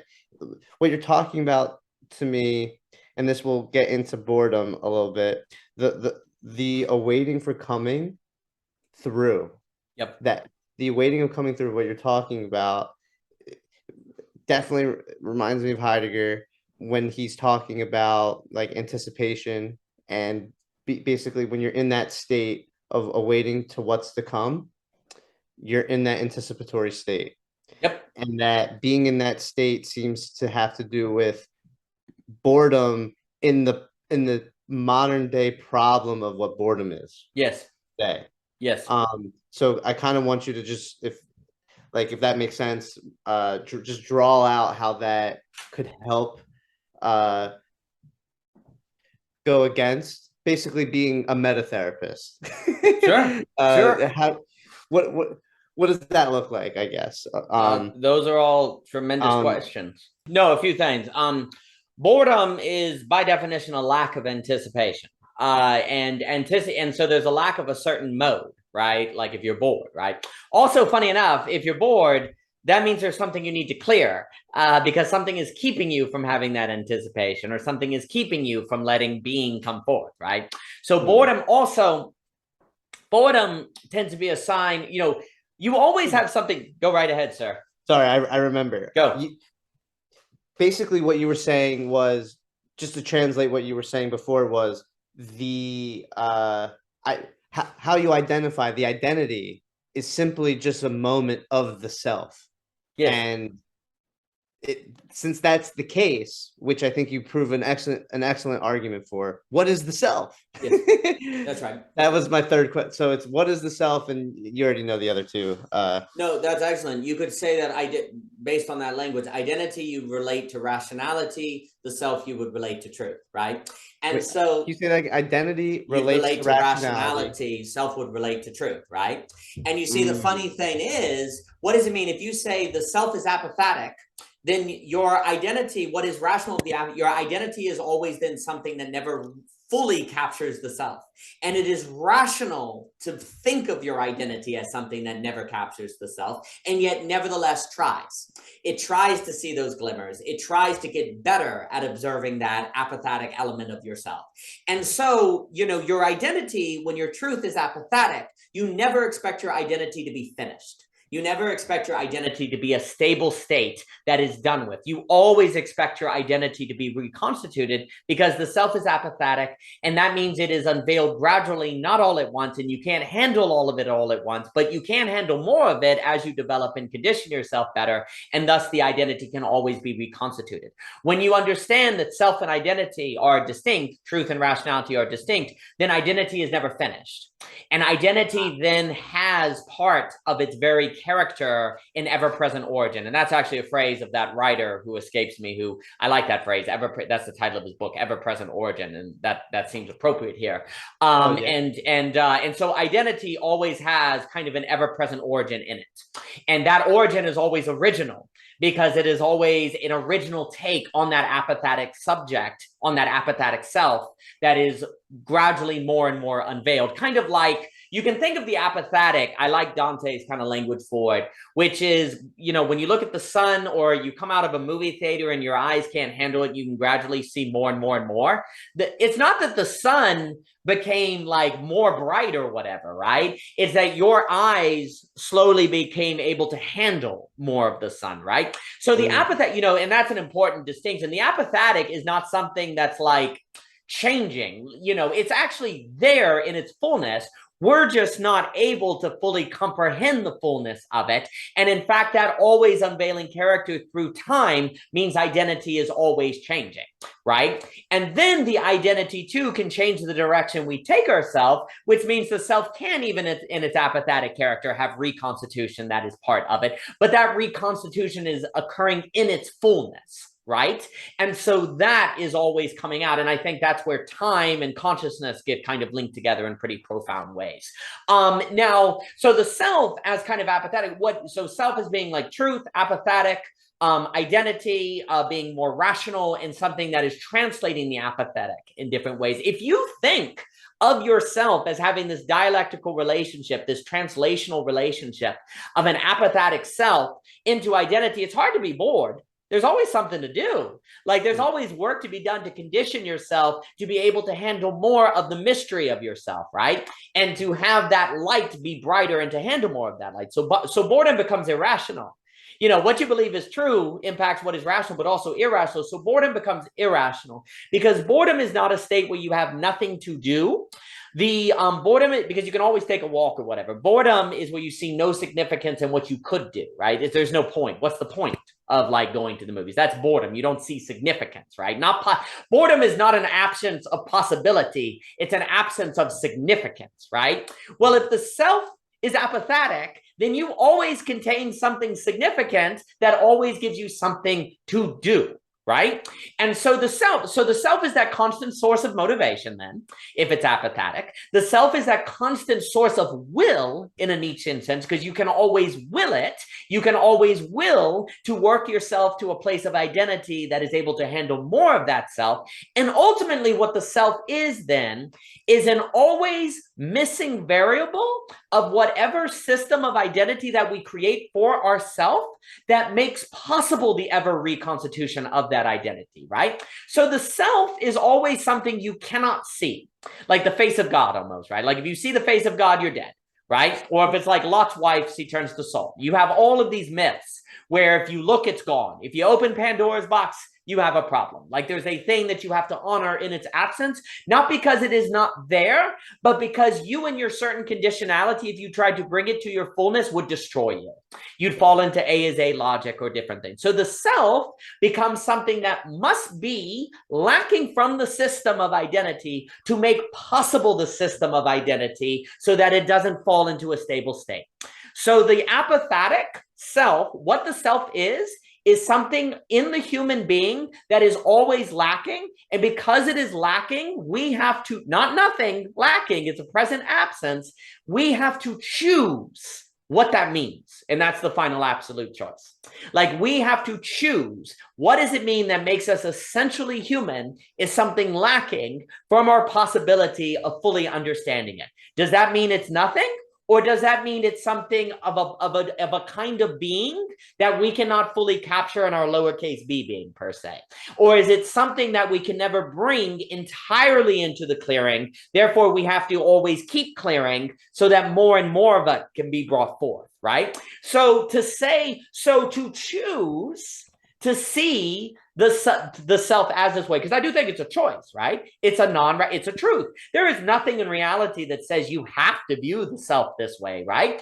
But you can have experiences that makes it plausible to you that the self has this character. And from your own phenomenological undergoing or studies or thinking, it becomes plausible that the self has the character of this lack. And then you can also reason to a place where if self doesn't have this character, identity becomes a stable state. And given all that, there is then reason to think that the self is in fact apathetic, and it is most fitting as apathetic. It is best for the human operation if it is apathetic, and therefore the final absolute choice of having the human self ultimately always be apathetic and thus other, therefore you are choosing otherness in a Hegelian sense, becomes completely rational because it seems like you require some sort of apathetic variable for the system of the human subject to not fall into pathologies, effacement, and all of these different problems. So in the same way that Kurt Gödel sees incompleteness as necessary for mathematics,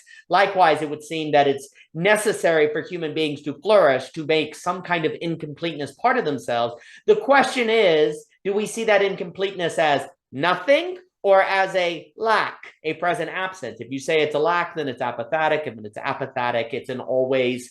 Then if it's apophatic, identity can have the character of an ever-present origin, which means an ever-present originality, right? So it works in that sort of structure. And in that structure, there's no place for boredom. And in fact, boredom is evidence of a lack of that structure. If a society is bored, then it doesn't have that structure. And then the very fact that boredom seems to be so terrible would be further reason to believe that this structure is worthy of assenting to, that this structure is worth assenting to, because not assenting to it seems to create the conditions where life does not have significance. And so the very fact that boredom seems to be the product of a lack of this schema, of this ever-present origin, would be further evidence that it is worth ascribing to that origin, right? And so then the question would be, what does it look like to make a society, a family structure, laws, so forth, that would better cultivate that sort of sense of an apophatic structure, of which would make possible this ever-present originality? That was really good. So I have just a comment. Please. Okay, so in the last net convo, Ebert's response to some things that Javier was saying, which I found I resonated with greatly, were like, questioning is power its own agent. Yeah. And I honestly would say, yes, it is. It's not the only one. And from a storyteller perspective, thema is just the ontology of a thematic element. So either something that derives from ethics or ego. So any ontology of that nature, to me, would be an agent of its own, in the sense that you can't bring it into the clearing, but it's the implicit stuff that pushes and what shapes are what's explicit. So like boredom would be its own agent, like power, with the way you're talking about it. I mean, it seems to have that there-ness, lack, presence that does shape what's explicit to us. Well, and let me comment. If you take lack seriously, and it has this, it's always empowering your identity. There's a power that it brings with it. And for me, to the second part of the question that you were saying earlier, like, what is a practical consequence of thinking this way? It moves your thinking from plans to vision. Like, for example, like, there's a whole lot of emphasis on what are you planning to do today? Like, what are you planning to do with your life? That's all very stable state. That's also saying that who you are now, you can just extend into the future. So there's no origin as originality. But vision is, you say, how are you going to see today?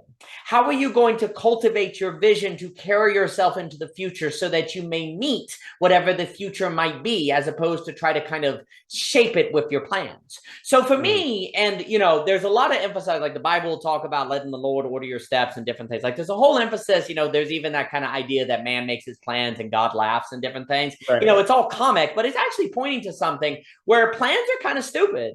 Like, plans are dumb beyond immediacy. If you plan to go get your cup of, you have to plan to get your coffee to go get it, right? But that's very different from, say, planning, what your entire life is going to look like. And frankly, we have a culture of training people to plan, not to have vision, not to be able to see clearly what is before them, who, and how to meet what is before them. So an emphasis on a life that cultivates vision, and the ability to have vision, and vision always has a double meaning, to see and also to see, like vision, and then a vision for your life. That's very different from thinking in terms of plans, because plans is very technological. Plans is very market-based. Plans is very productivity-based, pragmatism, so on and so forth, which Nietzsche was concerned with, Heidegger was concerned with, whereas vision has a lot more to do with will in a Nietzschean sense, and a lot more to do with clearing. You're not seeing, you don't have the right vision, so clear this aside so that you might have the right vision. So another thing is that for me, like, for example, if you're not able to think clearly, like, then you can't have vision. because your thinking is always muddled, right? So Right. likewise, if you're not able to say cultivate relationships with people that don't create drama, then you're not going to have vision because you're always in a anxiety. There's always anxiety, right? Mm. So then suddenly, as a just using that example, if you take seriously that the human being is fundamentally lacking, and therefore there's this dialectical relationship between an apophatic self and identity, okay? That means you can never have a stable state. That means you're always dealing with an ever-present origin, originality. That means the name of the game is vision. That means the name of the game is cultivating vision. That means the name of the game is not having anything getting in the way of your vision. Therefore, you want to be good at avoiding unnecessary drama in relationships. Okay, I now have arrived at a very practical goal from a place of vision. How do I not have drama in relationships? Then you start figuring that out. You start paying attention to how people act. Maybe you read Gary Chapman's 4 Love Languages. Maybe you read Chekhov. Maybe you learn stuff about Myers-Briggs, even though I think sometimes that's astronomy and I'm very, I get concerned about personality types. There is something valuable in understanding the different hermeneutical structures by which people interpret situations. Maybe you learn the difference between, say, love and like, because they're not the same thing. The difference between fear and wisdom. The difference between worry, of which is a self-feeding system that eats everything, and being wise about what's not good to do and what's bad to do. Suddenly, the desire to cultivate vision so that you can encounter life in its fullness, wonder, beauty, and all these different things that follows from the conception of the human as apophatic then leads to very practical considerations in the realm of human relationships, of which, by the way, you cannot avoid because humans contain horizons that you need to meet, as we were talking about earlier. Right? So you have to encounter the other, especially if you're going to have the I other of Hegel. So from that kind of ontology, that structure we talked about, one then arrives at a targeted, like they're targeted now. They're like, how do I not have drama in relationships? What do I need to think? What causes drama in relationships? You know, I love to, Harold Bloom's like great insight of Chekhov is that in Chekhov, Chekhov understood that loved ones always misunderstand one another. That's what loved ones are good at. That's like the thing they're best at, misunderstanding one another. Well, if you take that seriously, now cultivating vision means you understand how people interpret situations so that you can understand how they misinterpret situations. So you arrive then at a very tangible goal, a very tangible thing you want to do, but the goal does not replace your will, because ultimately your overarching point is a cultivating of vision. That if you get good at relationships, that doesn't mean you have vision, right? So you always are keeping vision forefront, but that will lead you into practical considerations like that. So, that's kind of a structure of how the metaphysics lead into kind of the practice. So real quick, so it seems like vision is contingent off of thinking about what's implicitly shaping what's explicit. Yes. Is that not? That's great. Correct? Okay. I like that. So in that case, it's like I like Christianity's like angels and demons because it kind of captures like these implicit things that shape what's explicit. I feel like that's like a classic take in a certain sense. Yes. So in that sense, it's how do you envision your angels and demons? Yes. In the future, like that's how you act. Like action is in accordance to that. Yep. Like the thinking that goes into the action is in accordance to that. So that notion directly ties into how to engineer your life if you understand that the origin of your life is always a new origin. Yes. Always ahead of you. So, that's right. So if you are trying to organize a society based off of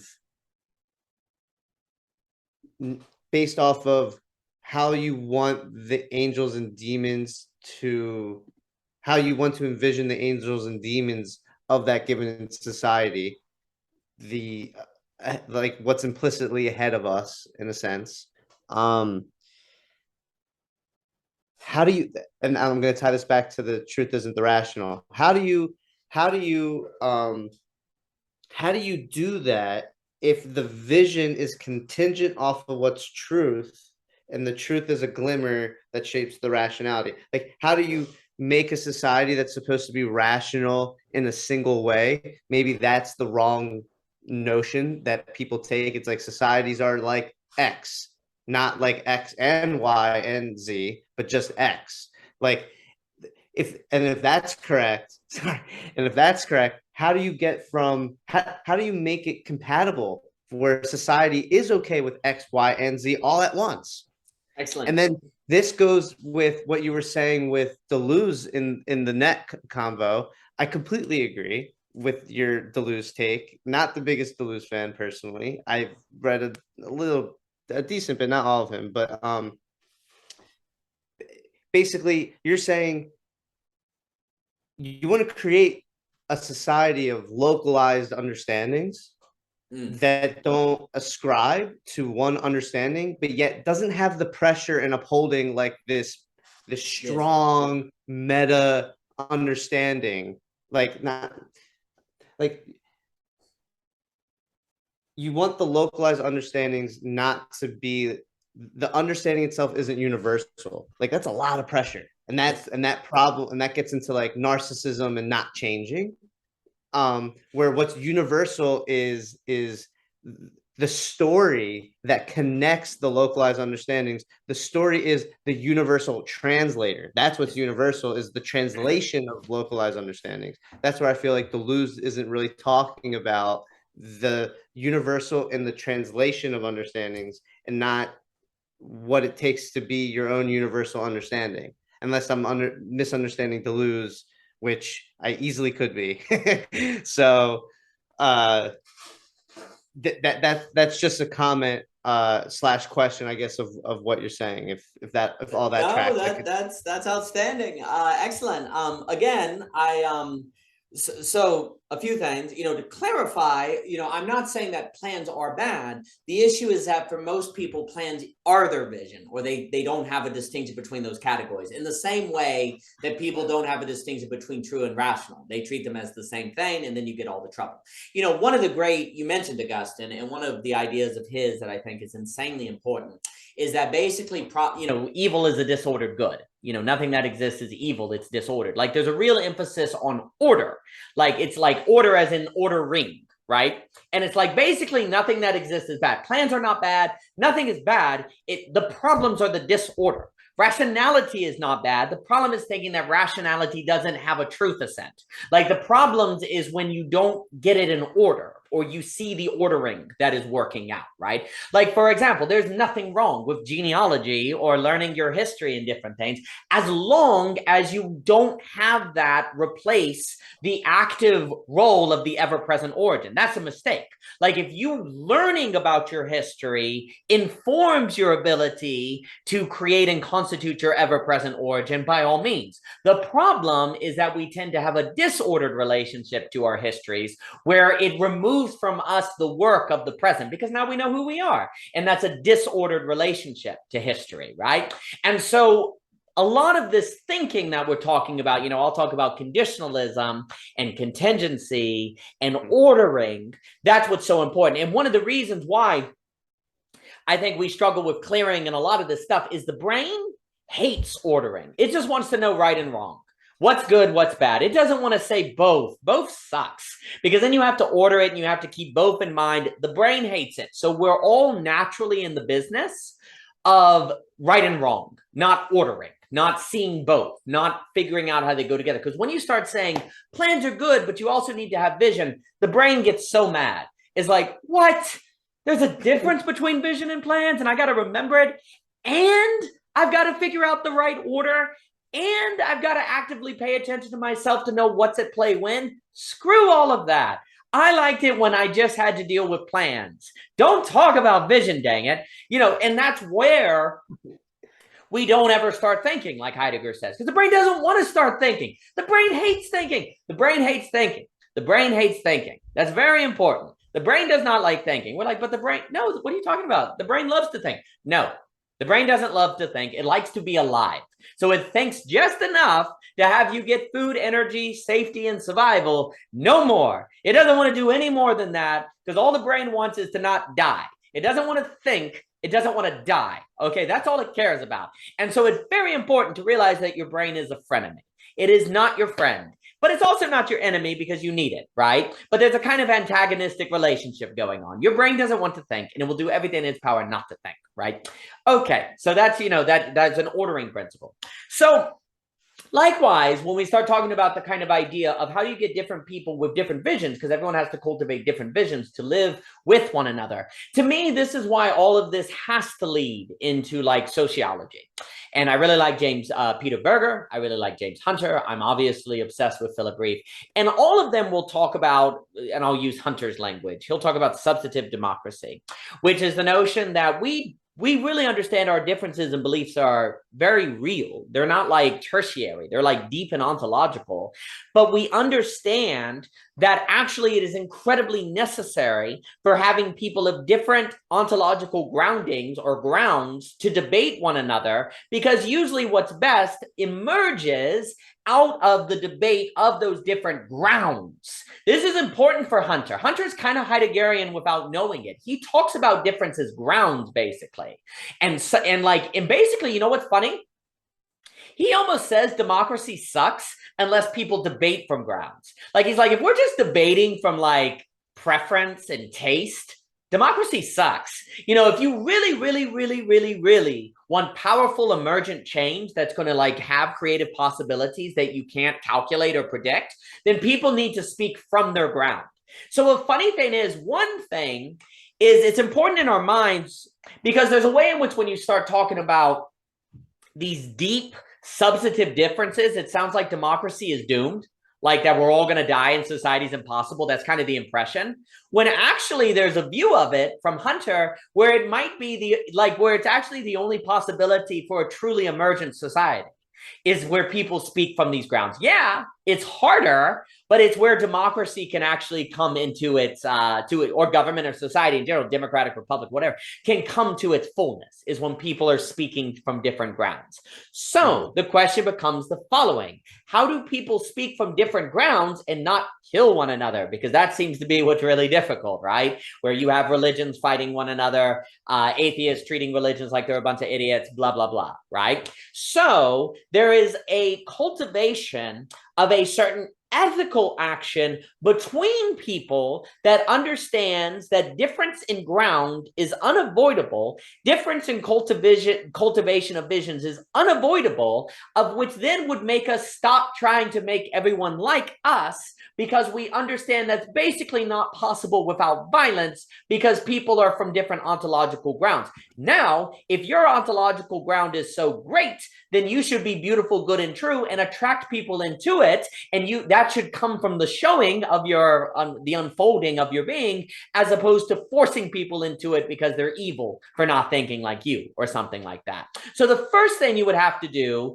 is so there's a few things. One, we really in our current, let's just speak America, because if we, every nation is different. We really don't in America believe difference is deep. That's problem number one. We think difference is tertiary. We think that people have different views on, like, I believe in abortion, you have a different view of abortion, and that's just because you don't have the right information. If you had the right information, you would think like me. No. People have different views on abortion. I'm just making that example because they have different ontological views of what constitutes the human being. Okay, that's a deep difference. That's not an information difference. That's philosophy, man. And so that's a big deal. You're not going to change someone's view by giving them information. You're going to have to, one, show them a different ground. Well, I promise you, you are not going to show them a different ground if you're a jerk. I promise you, this is not going to occur if you cannot articulate yourself, believe in the goodness in them, and to truly believe in the inherent dignity of the other person, and that there's a worthiness of expressing goodness to that person, right? And also an understanding of the deepness of the difference of that ground, right? So the first thing that has to happen is a movement from thinking of difference as tertiary to difference as deep, right? Which in a funny way is very Deleuzian, Because for him, you know, difference is like insanely deep. It's actually the very essence of things. Being is difference. It's essential difference, right? And so there's the Deleuzian thing. But then I can get into the problems of Deleuze that I just always sum up is he throws out epistemologies of representation, and as a result cannot have a tragic sociology like we find in Philip Reeve. Big claim I just made. I'd have to defend it. I'm not going to defend it. I'm just going to force you to, you know, to take it right out. Do forget. Hopefully these can be addressed. Anyway, so the first thing you have to do is get people to understand the difference is deep. And you would have reason to do that following Hunter, Peter, Berger, all these different things, because I think they're super geniuses. The second thing you would have to do is have a social structure. I think you do basically, right now, if we're talking America, you have a problem where the government functionally is an exchange of totalizing views. Okay, so the Republicans get it for 4 years with their, their conservative monolith, and the liberals get it for 4 years with their liberal monolith, and it's basically who gets a totalizing vision imposed upon another group, right? So you would inherently, instead, the debate would have to move from totalizing visions to a breakdown of proportions of values. I've never met a conservative who doesn't think equality matters. They just don't think it should be the prime virtue. I've never met a liberal who doesn't think freedom matters. They just don't think freedom should be used to justify deregulating Wall Street, right? Everyone basically shares the same values. They just have different orderings and proportions of those values, right? Yeah. So, but right now we're not debating as a society proportions of values. We're debating packages, the conservative package or the liberal package. So the second thing you would have to do is change people's thinking from a place of packages to what is the breakdown of proportions of the values that we share and that we just don't agree on where they should apply and what that breakdown should be. Okay, so you change the nature of the political discourse, right? So the third thing you would also have to do is grant people quite a lot of sovereignty in the unique structure of the communities following X ontological or X ground versus Y ground, right? So there would indeed have to be a giving of power to localities. Now, this is risky because local people can do crazy things, and if they're not having an overarching branch to control that, that's a problem. But then again, if there's an overarching branch to control them, there's an to control them, right? So there has to be an understanding that communities are going to be different and do things differently according to different grounds. Now, there still, though, at the same time, can't be a free-for-all. We can't say if you have a ground that says, well, we believe in child sacrifice. Well, that can't be done, right? Well, this is where you have to have the debate, because here's the thing.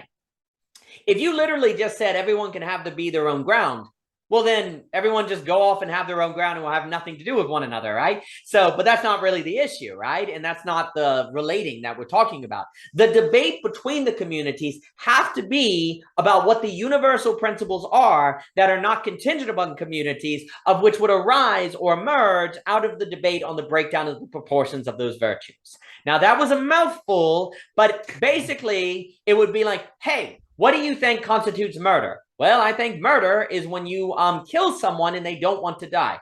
Okay, we think murder is there is no meaningful distinction between murder and killing.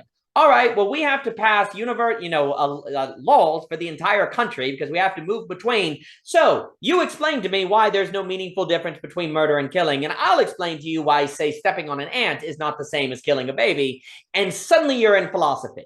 One of the things that this would actually do, if you took substantive democracy seriously, is it would force everyone to acknowledge the inescapable role of philosophy in thinking. This is a big deal because when you think of difference as tertiary, you don't need philosophy. You just need taste. You just need emotion. You just need feeling. The moment you get people to get the differences deep and you then make them debate between communities of those deep differences, everyone is then forced to see philosophy as inescapable. And that changes the entire mode of the country. Okay. Right. That changes the whole mode of the country. And if you change that mode, then how people behave changes. But let me give it to you because I'm saying many things. No, I just wanted to add and then I'll give it back to you. And there's no coincidence that the writers' rooms are smaller than ever. Yes. Like there's not a lot of meaningful content because there's not that conflict that's going on behind the scenes that gives rise to something that's actually meaningful. Like everyone goes into the writing room because everyone's operating under the same ground. Yes. Like that's why they shrunk the writing rooms, because it's easier to have smaller people produce something on the same grounds. It's more efficient in a certain respect, but from a efficiency for meaning's sake, it's absolutely not efficient at all. That's so right. that's like an angle, because like we're not going to be able to get around the desire of efficiency in today's world. Like if you want to beat that, that is a real uphill like battle for you. So it's just shifting what how to value efficiency, like efficiency in meaning, not in actual production, which I know you talk about a lot. So just so just to recap, there was a type of democratic format that you said. What was the term? Substantive It was democracy. Substantive, right? If so, it's like with the substantive democracy shift, there comes like a few primordial issues that people don't want to deal with. One, vision. Yes. You can't. So from a engineering individual standpoint, you have to now engineer yourself differently, which is like really hard to do at first, really annoying and time consuming at first, but in the long run, way more simple and easier to maintain your being. Yes. And that reminds me of when we were talking about Occam's razor, where like what he's really talking about is simplicity on that end and not in that initial front. So I what you're saying to me, one, I feel like Heidegger should be understood as a counter enlightened person. Yeah, he and definitely not has overlap. Yeah. like I don't see him as I see him as deconstructing for the sake of getting to that counter enlightenment movement. He is. So there's that. My other question was, there's James, Peter, Philip Reef, and Hunter. Who's the third? You have Dr. Hunter, Peter Berger, James Hunter. James Hunter books like To Change the World, Before the Shooting Begins, and he actually came up with the term culture wars, actually, I believe. He's a fascinating sociologist. He did a survey on American evangelicism. I highly suggest him. He's quite brilliant. Peter Berger did The Social Contract of Reality. I can't even list off all of his books, but they're all magnificent. Highly suggest them. I call them tragic sociologists. And then, Philip Reeve, Triumph of the Therapeutic. His series on Freud is magnificent. Charisma is magnificent. Those come to mind. I think the Freud of Civilization and Discontents also falls in that camp. Gotcha. Okay. So, and then one more comment, and then so Heidegger talks about, and I'm sorry to keep bringing in Heidegger. Don't be. I'm obsessed. So Heidegger talks about we're like naturally in a vulgar state. We're naturally in an inauthentic state. Like when we want to engineer ourselves, we naturally think about it in this vulgar, from a time standpoint, from a vulgar temporal standpoint, which directly relates to how we're inauthentic with being. And that part of the process is kind of just constantly turning yourself over into a non-vulgar, authentic state. So there seems to be what's necessary in this society, or in this new way of engineering yourself. There seems to be this return to this vulgar state, a return to the metaphysics that exhausted itself, as Heidegger would put it.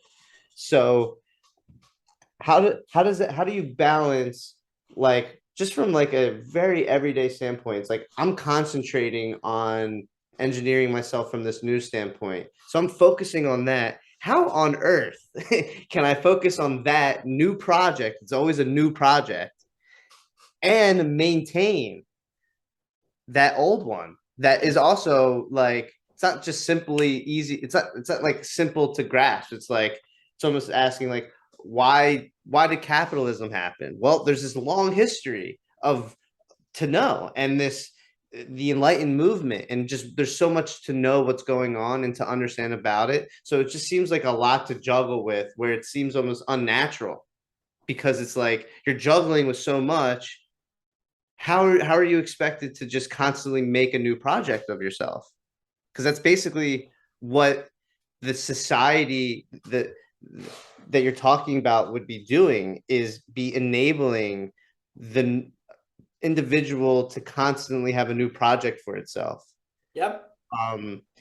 So that really to me is like, it makes a lot of sense, but at the same time, is it Excellent. even possible? Like, is it even, you know what I mean? Like, magnificent. You're asking wonderful questions. So a few things. One, Heidegger definitely has overlap with the modern counter-enlightenment. Yeah, when I did that piece, I'm trying to figure out, one of the things I don't want the idea of the modern counter-enlightenment to be is just anyone who critiques modernity, because then it's just like post-modernity. And I'm trying to like make it distinct from post-modernity. Yeah. And you know, the main thing I talk about is that a lot of these modern counter-enlightenment thinkers, for me, they have a pointed critique of A is A logic.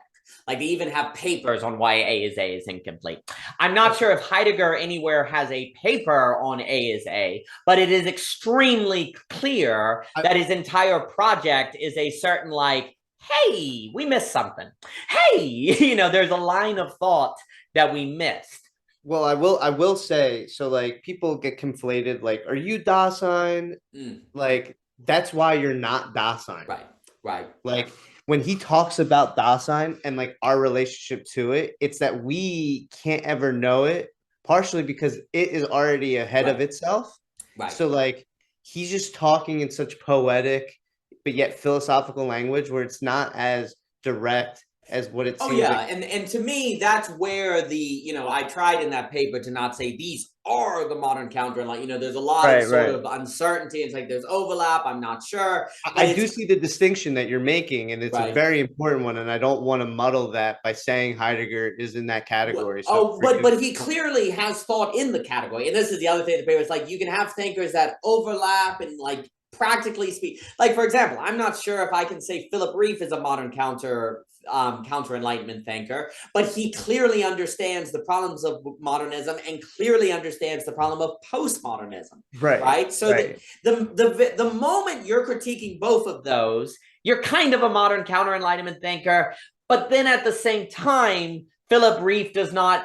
The thing I say is that Philip Rieff deconstructs A as A, but he doesn't necessarily negate sublated into AB logic, and that's kind of the difference. And like you know, a lot of the postmodernists indeed deconstruct A as A logic, but they don't necessarily negate sublated into AB logic, and that negate sublation seems to be very careful. And Heidegger's whole project is basically screaming, we need to negate sublate AA, right? So he's calling forth that and talking about that. So I mean, all of that aligns with the, you know, the MCE in my reading of it.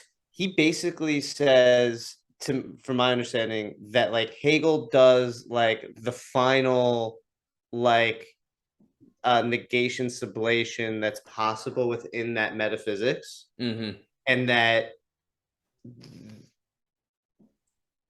you need to look at what's really going on, because if you look at really what's going on, there's other ways of that negation sublation. And though he doesn't like articulate that in Being in Time, and that's his like ultimate critique, it's just he's opening up. And this goes back to one of our conversations that he has. He's just trying to open up and showing that that's not the only way of doing it. And that he just gets so caught up in like trying to show like that emanation aspect of how like like the sublation negation isn't just possible in that one metaphysics, that he himself, like if he added that emanation aspect to Dasein, he would have that negation sublation. He's just so focusing on having the emergence of a new one be present Right. And that he was so caught up in it that he couldn't overcome that opening to fill in something that Emmett, you get what I'm saying? Oh, sure. And for me, that's where I kind of talk about with the philosophical developmentalism. You can easily fit Heidegger into the modern counter-enlightenment project, even if he himself, doesn't do that next step you're describing. I always say that it's so important. Like, it's so easy to say, oh, this thinker's missing this, or they could have done this. Well, you do better, okay? Like, and also we would never go, we would never go into a business and expect the guy who does the papers to also drive the truck and do the coolers and everything and the product. Right. And yet when it comes to philosophers, we're like, they should do everything. And like, well, the entire philosophical development, is every step has to be worked so tightly that it's a lot of work just to do those steps. So I always fit Heidegger into the structure of philosophical developmentalism, and you can certainly fit his project as a necessary step in the negation sublation of AA into AB. And then, what I would say is I do think Hegel's science of logic, which I've come to be fascinated by, seems to be uniquely situated in the counter-enlightenment thinker, even if the phenomenology of spirit is the final negation sublation possible of A is A. I do think we see in the science of logic actually okay, well, then this is what would come next. Now, I'm actually kind of fascinated by the science of logic because I'm like, oh my gosh, is this, I kind of agree with Cadell. I'm like, is this like the most forgotten book in human history? But I also am wondering if it was readable before the internet, because I'd have to explain and all that. But anyway, I think what you're saying is completely valid. On the question of like living your life, that you're saying on like being an ever creating project, because there is something about what's behind you. That's correct. There's something about capitalism that loves this, make a project of yourself, and Deleuze is very express your essential difference in different things.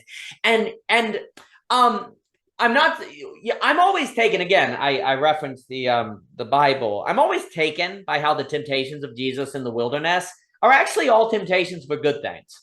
They're not bad. The problem is they're out of order. Basically, the devil says to Jesus, hey, I tell you what, I'll give you the world. Isn't that why you're here, to save the world? I'll give it to you.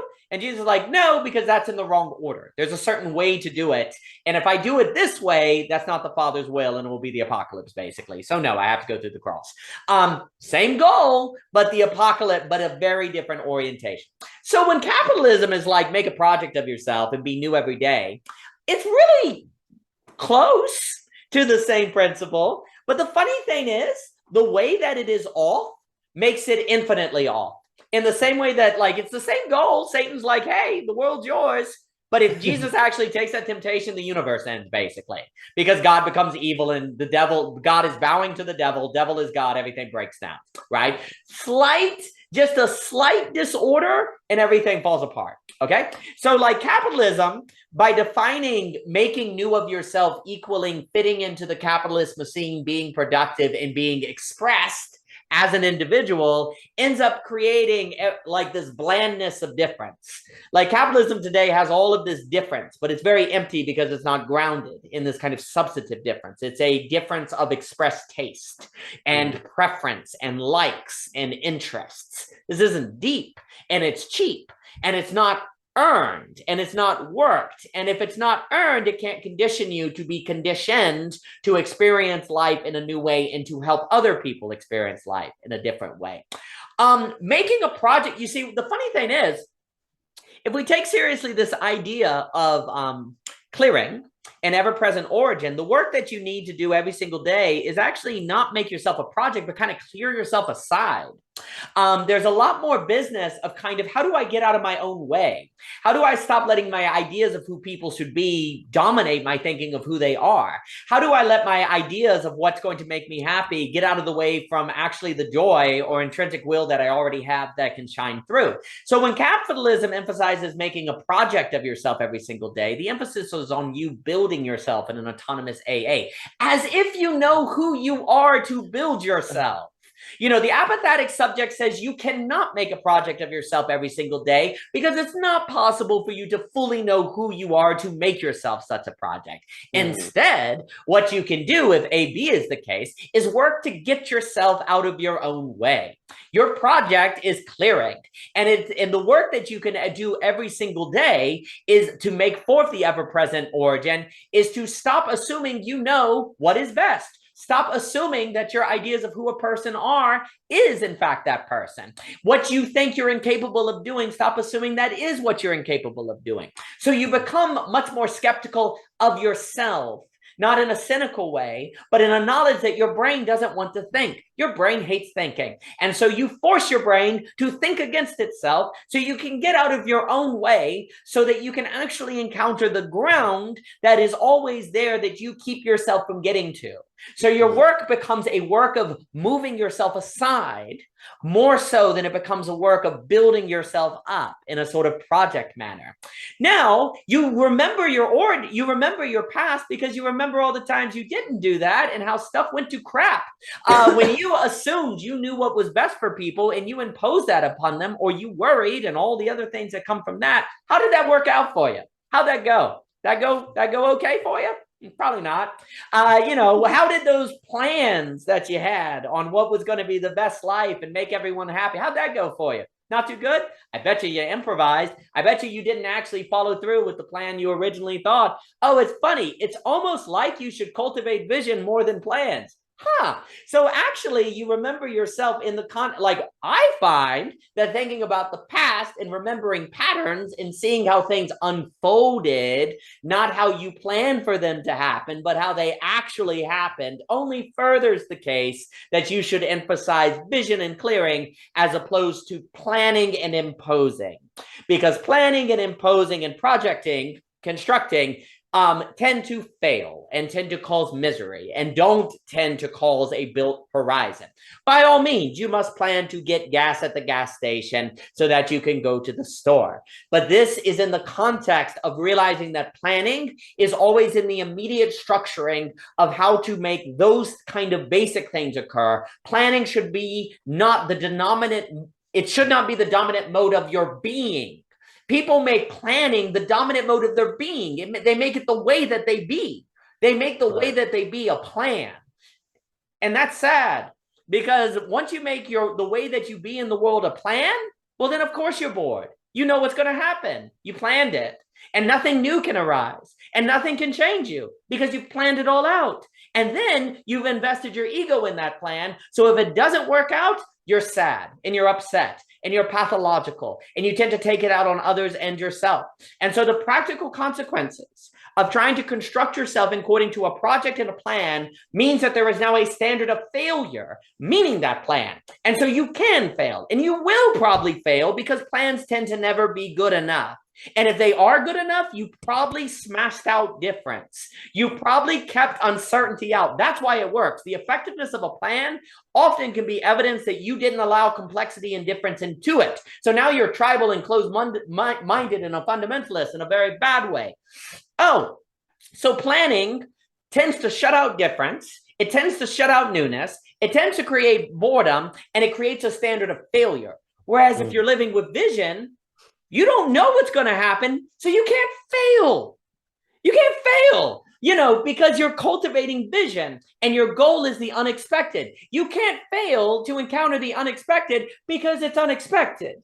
And also too, actually, in a funny way, you're better able to identify if you're actually doing a thing that is good.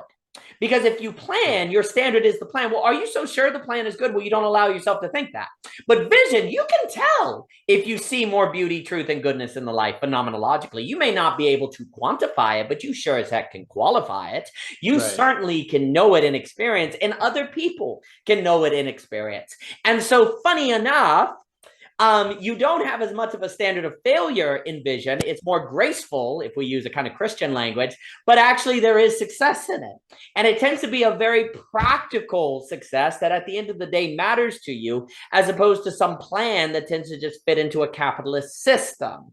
And so by changing your rubric and your metric to making it one of vision, you don't set yourself up for failure, you set yourself up for cultivation. And when you set yourself up for cultivation, then you can encounter new horizons and be a new horizon to other people and live a life that sees more beauty, goodness, and truth, as opposed to wondering how you can impose your will on others. That hit me so hard, Daniel. I love that. Well, first, I can relate to that personally just because when I first came to LA, I was absolutely in plan mode. And what got me out of that was, well, a few things that what comes to mind. One, I worked with a producer who talks about a story where he was a kid and he was in a snowball fight, and he grew up in Michigan where there's a lot of snow, and he had a plan where he was going to set these fake footsteps to lead this person to walk in front of this bush where he would be hiding for him to be throwing the snowballs at. So he sets up his plan. The person comes along, doesn't even see the footprints at all, just naturally goes straight for the bush and just starts absolutely destroying him. So that made me realize that it's like, you can't have a specific plan. So what happened, and I didn't have like this distinction in mind like I do at the moment, but a vision of what kind of art needs to be in the world. Yep. And in that sense, it was beyond myself. And that beyond myself took me out of the plan, any particular plan, That's and right. threw me in a journey that I can't control now. You know, like I'm just in it. So that and then that's when like themes started really coming for me and my writing partner, where we're like we're trying to write this book with screenwriting, not in thinking about money or whatever, just thinking to improve upon the quality. And that's like what we're writing this book, and now we realize we want to write it with like the orange, to show the orange and really show how like theme is a very real thing that is tangible. So like I could talk about this with you later, but basically just like a grant or something to prove how like this artistic process is actually very real, and very much has to do with how one engineers or controls the gap of the reciprocal opening space that allows for a function to occur, to tie back to Layman and Cadell. So like having the orange made or something made in tandem with that book would really show how like you can really control that gap. And like we can form rationality to understanding truth being this tension, this gap that's constantly changing. That's right. So what you said really struck me. Basically, the distinction between like theme, and story is only sensible within a vision structure.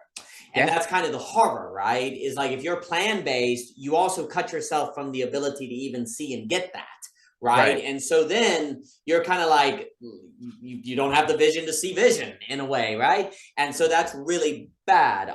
The other thing I'll say, that in a funny way, I've always considered plans really impractical, because, and what I mean by that is a plan is a linear strategy. Like you have one road, right? And if that road doesn't work out, you're kind of in trouble, right? Because your plan is that road. A vision, though, is very wide. Like there are like many roads. And so if you can cultivate the ability to see opportunity, or to be opportunity for others, or to be yourself an ever-present origin, and therefore you're dynamic and not stuck, well, now you're not just stuck to one road. there's many possibilities. But the funny Right. thing is, if you have a plan, it's easier to explain and to translate into language you can tell other people about. So Yep. it seems like you're more practical, but actually your very ability to talk about your plan is evident that you are stuck on a linear path.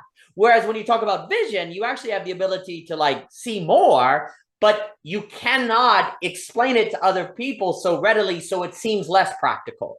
So that's kind of the irony, is that plans are easier to talk about and therefore seem existent and therefore seem more real, but it's actually more fragile because it's a linear strategy. Whereas vision, precisely because it is dynamic and therefore, in my mind, a more practical strategy, because it's more practical to diversify, like in stock, you know, in investment, we'll talk about diversification. It is wiser to diversify as opposed to pick a single stock.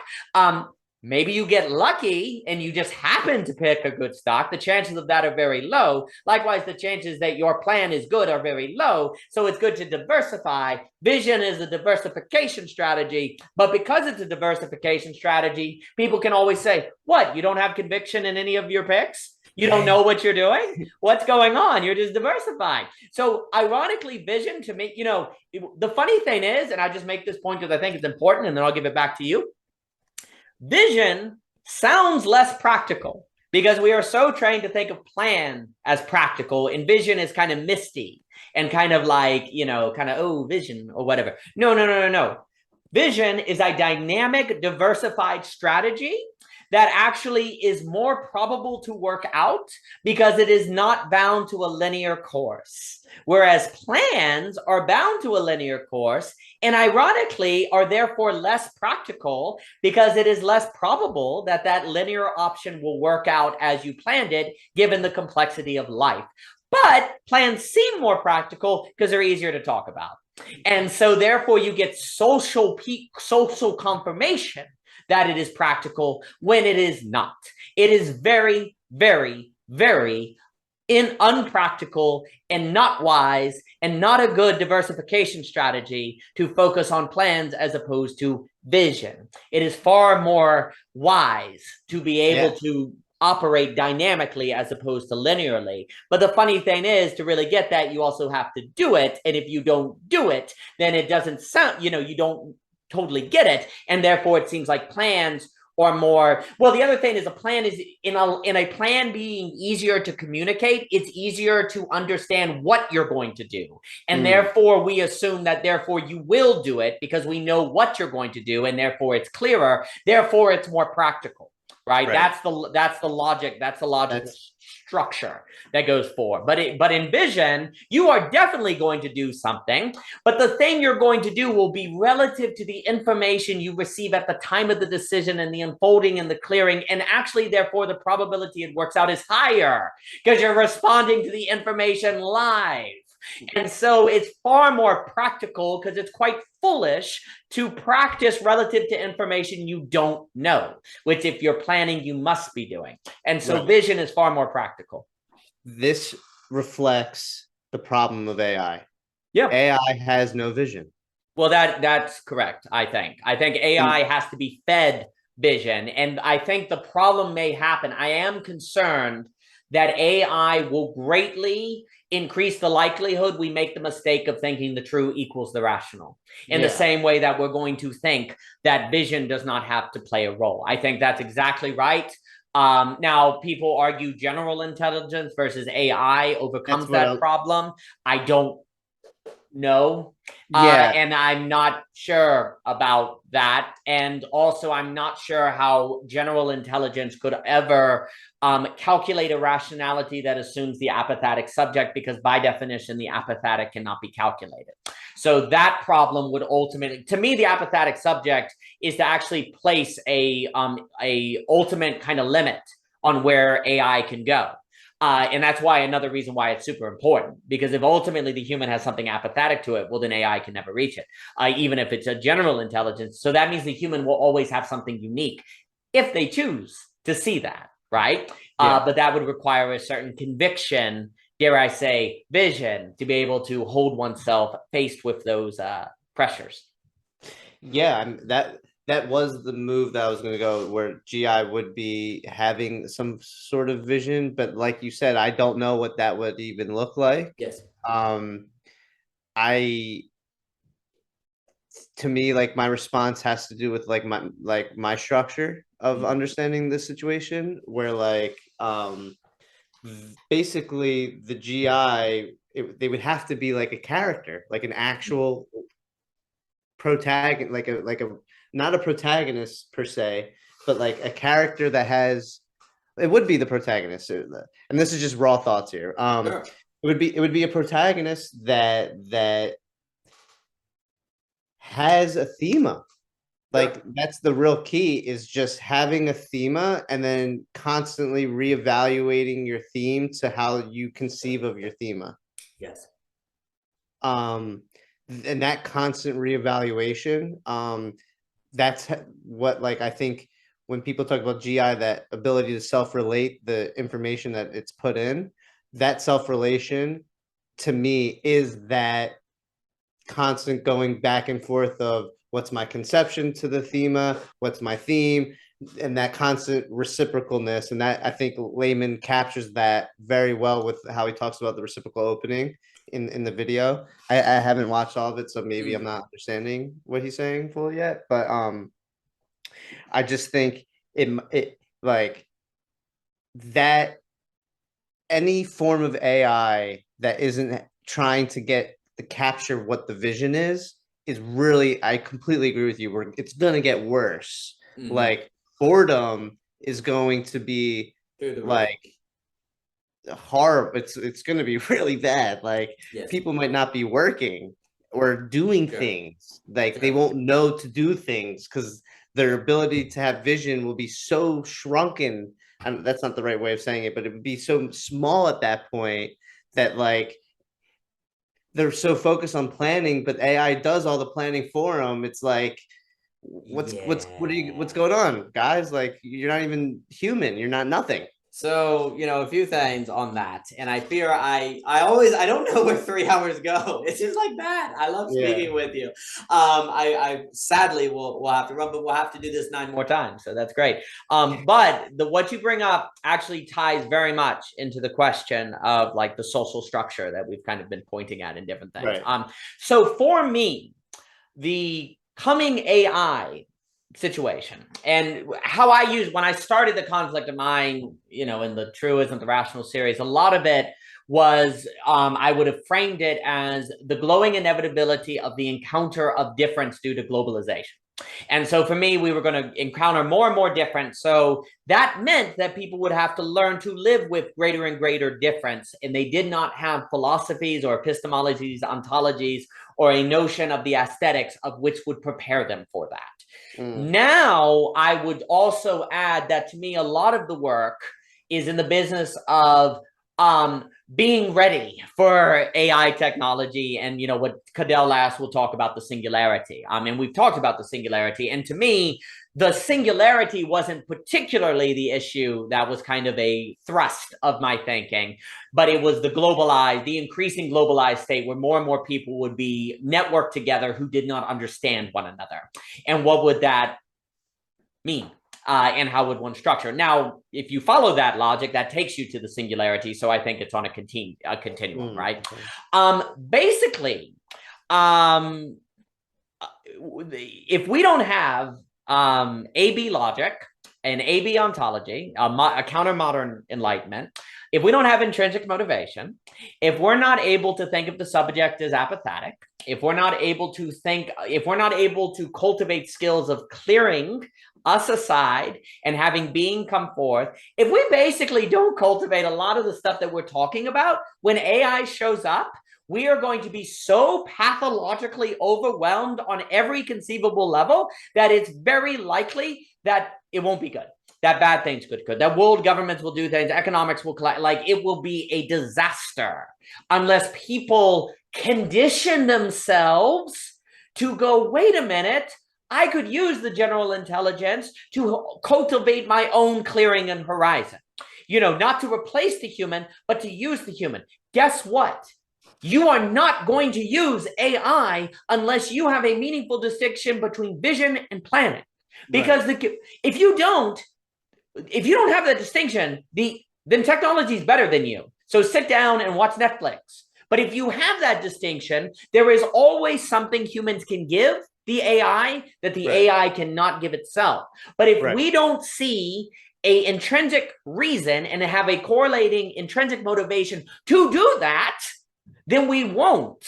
And we won't do that if we have an ontology of the human subject as totalized or computable or rationalized. Because if we have that, the computer did it. The computer found the complete system. Our work Why even watch Netflix? Why even watch Netflix? Why do anything? Right. The AI can watch for you and then tell you, like, yeah, that's exactly right. So Dr. Cadell-Lass talks about kind of the revenge of philosophy, the return of philosophy. That for me, like, again, I did not have that language, but the thinking of it was extraordinarily important for human beings to have a new notion of what they were, because ideas are practically eyes. Ideas are incredibly consequential, that they had a notion of themselves that could not be replaced by AI, but at the same time did not demonize AI, turned it instead to an opportunity to better realize visions, because the computers are going to be really good at rationality, but we're going to be the sole provider of truth that we can plug into that rationality. And there you have a dialectical relationship, right?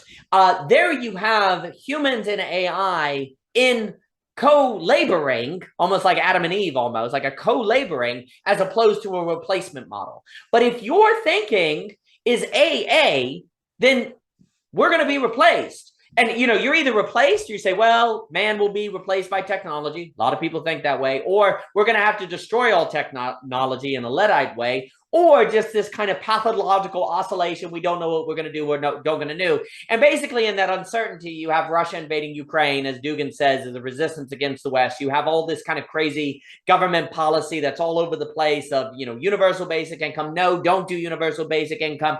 No, we're going to have self-driving cars replace the truckers. No, they're not going to replace the truck. Very confused. No one knows what's going on. And in the midst of that, something tends to break and you have a black swan event. So a proper way, a different way, an AB way of thinking about human beings to me is the utterly necessary pre-work that must occur to have any chance of this AI stuff not being bad, a effacement, something quite devastating. So to me, those are the kind of stakes.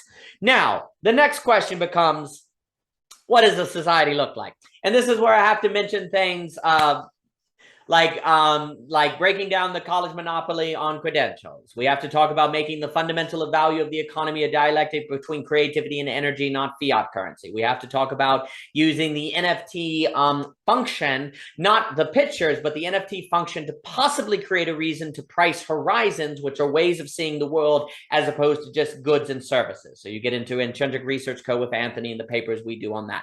You have to then therefore also get into how local governments and states are in the business not of cultivating selfishness or selflessness, but self-forgettingness, which means the ability to also create, to finance those creating. So you're also going to have to change the grant system. You're going to also have to allow people to directly invest in value, which I think you could possibly do with the NFT structure. You're going to also have to break up. Currently, unfortunately, it's very rational for entities to become too big to fail. The very rationality that makes the market work also makes the market break, because if entities are too big to fail, then self-regulation and self-interest are separated. It's in your self-interest to be invincible, and if you're invincible, you no longer have to self-regulate. So then the very capitalist system, in allowing self-interest to separate from self-regulation, becomes pathological. You would therefore have to engage in activities to stop this. I'm listing off things because basically the next phase of the conversation would be going through all of those different issues to determine like how you would cultivate a culture of intrinsic motivation, stuff like that.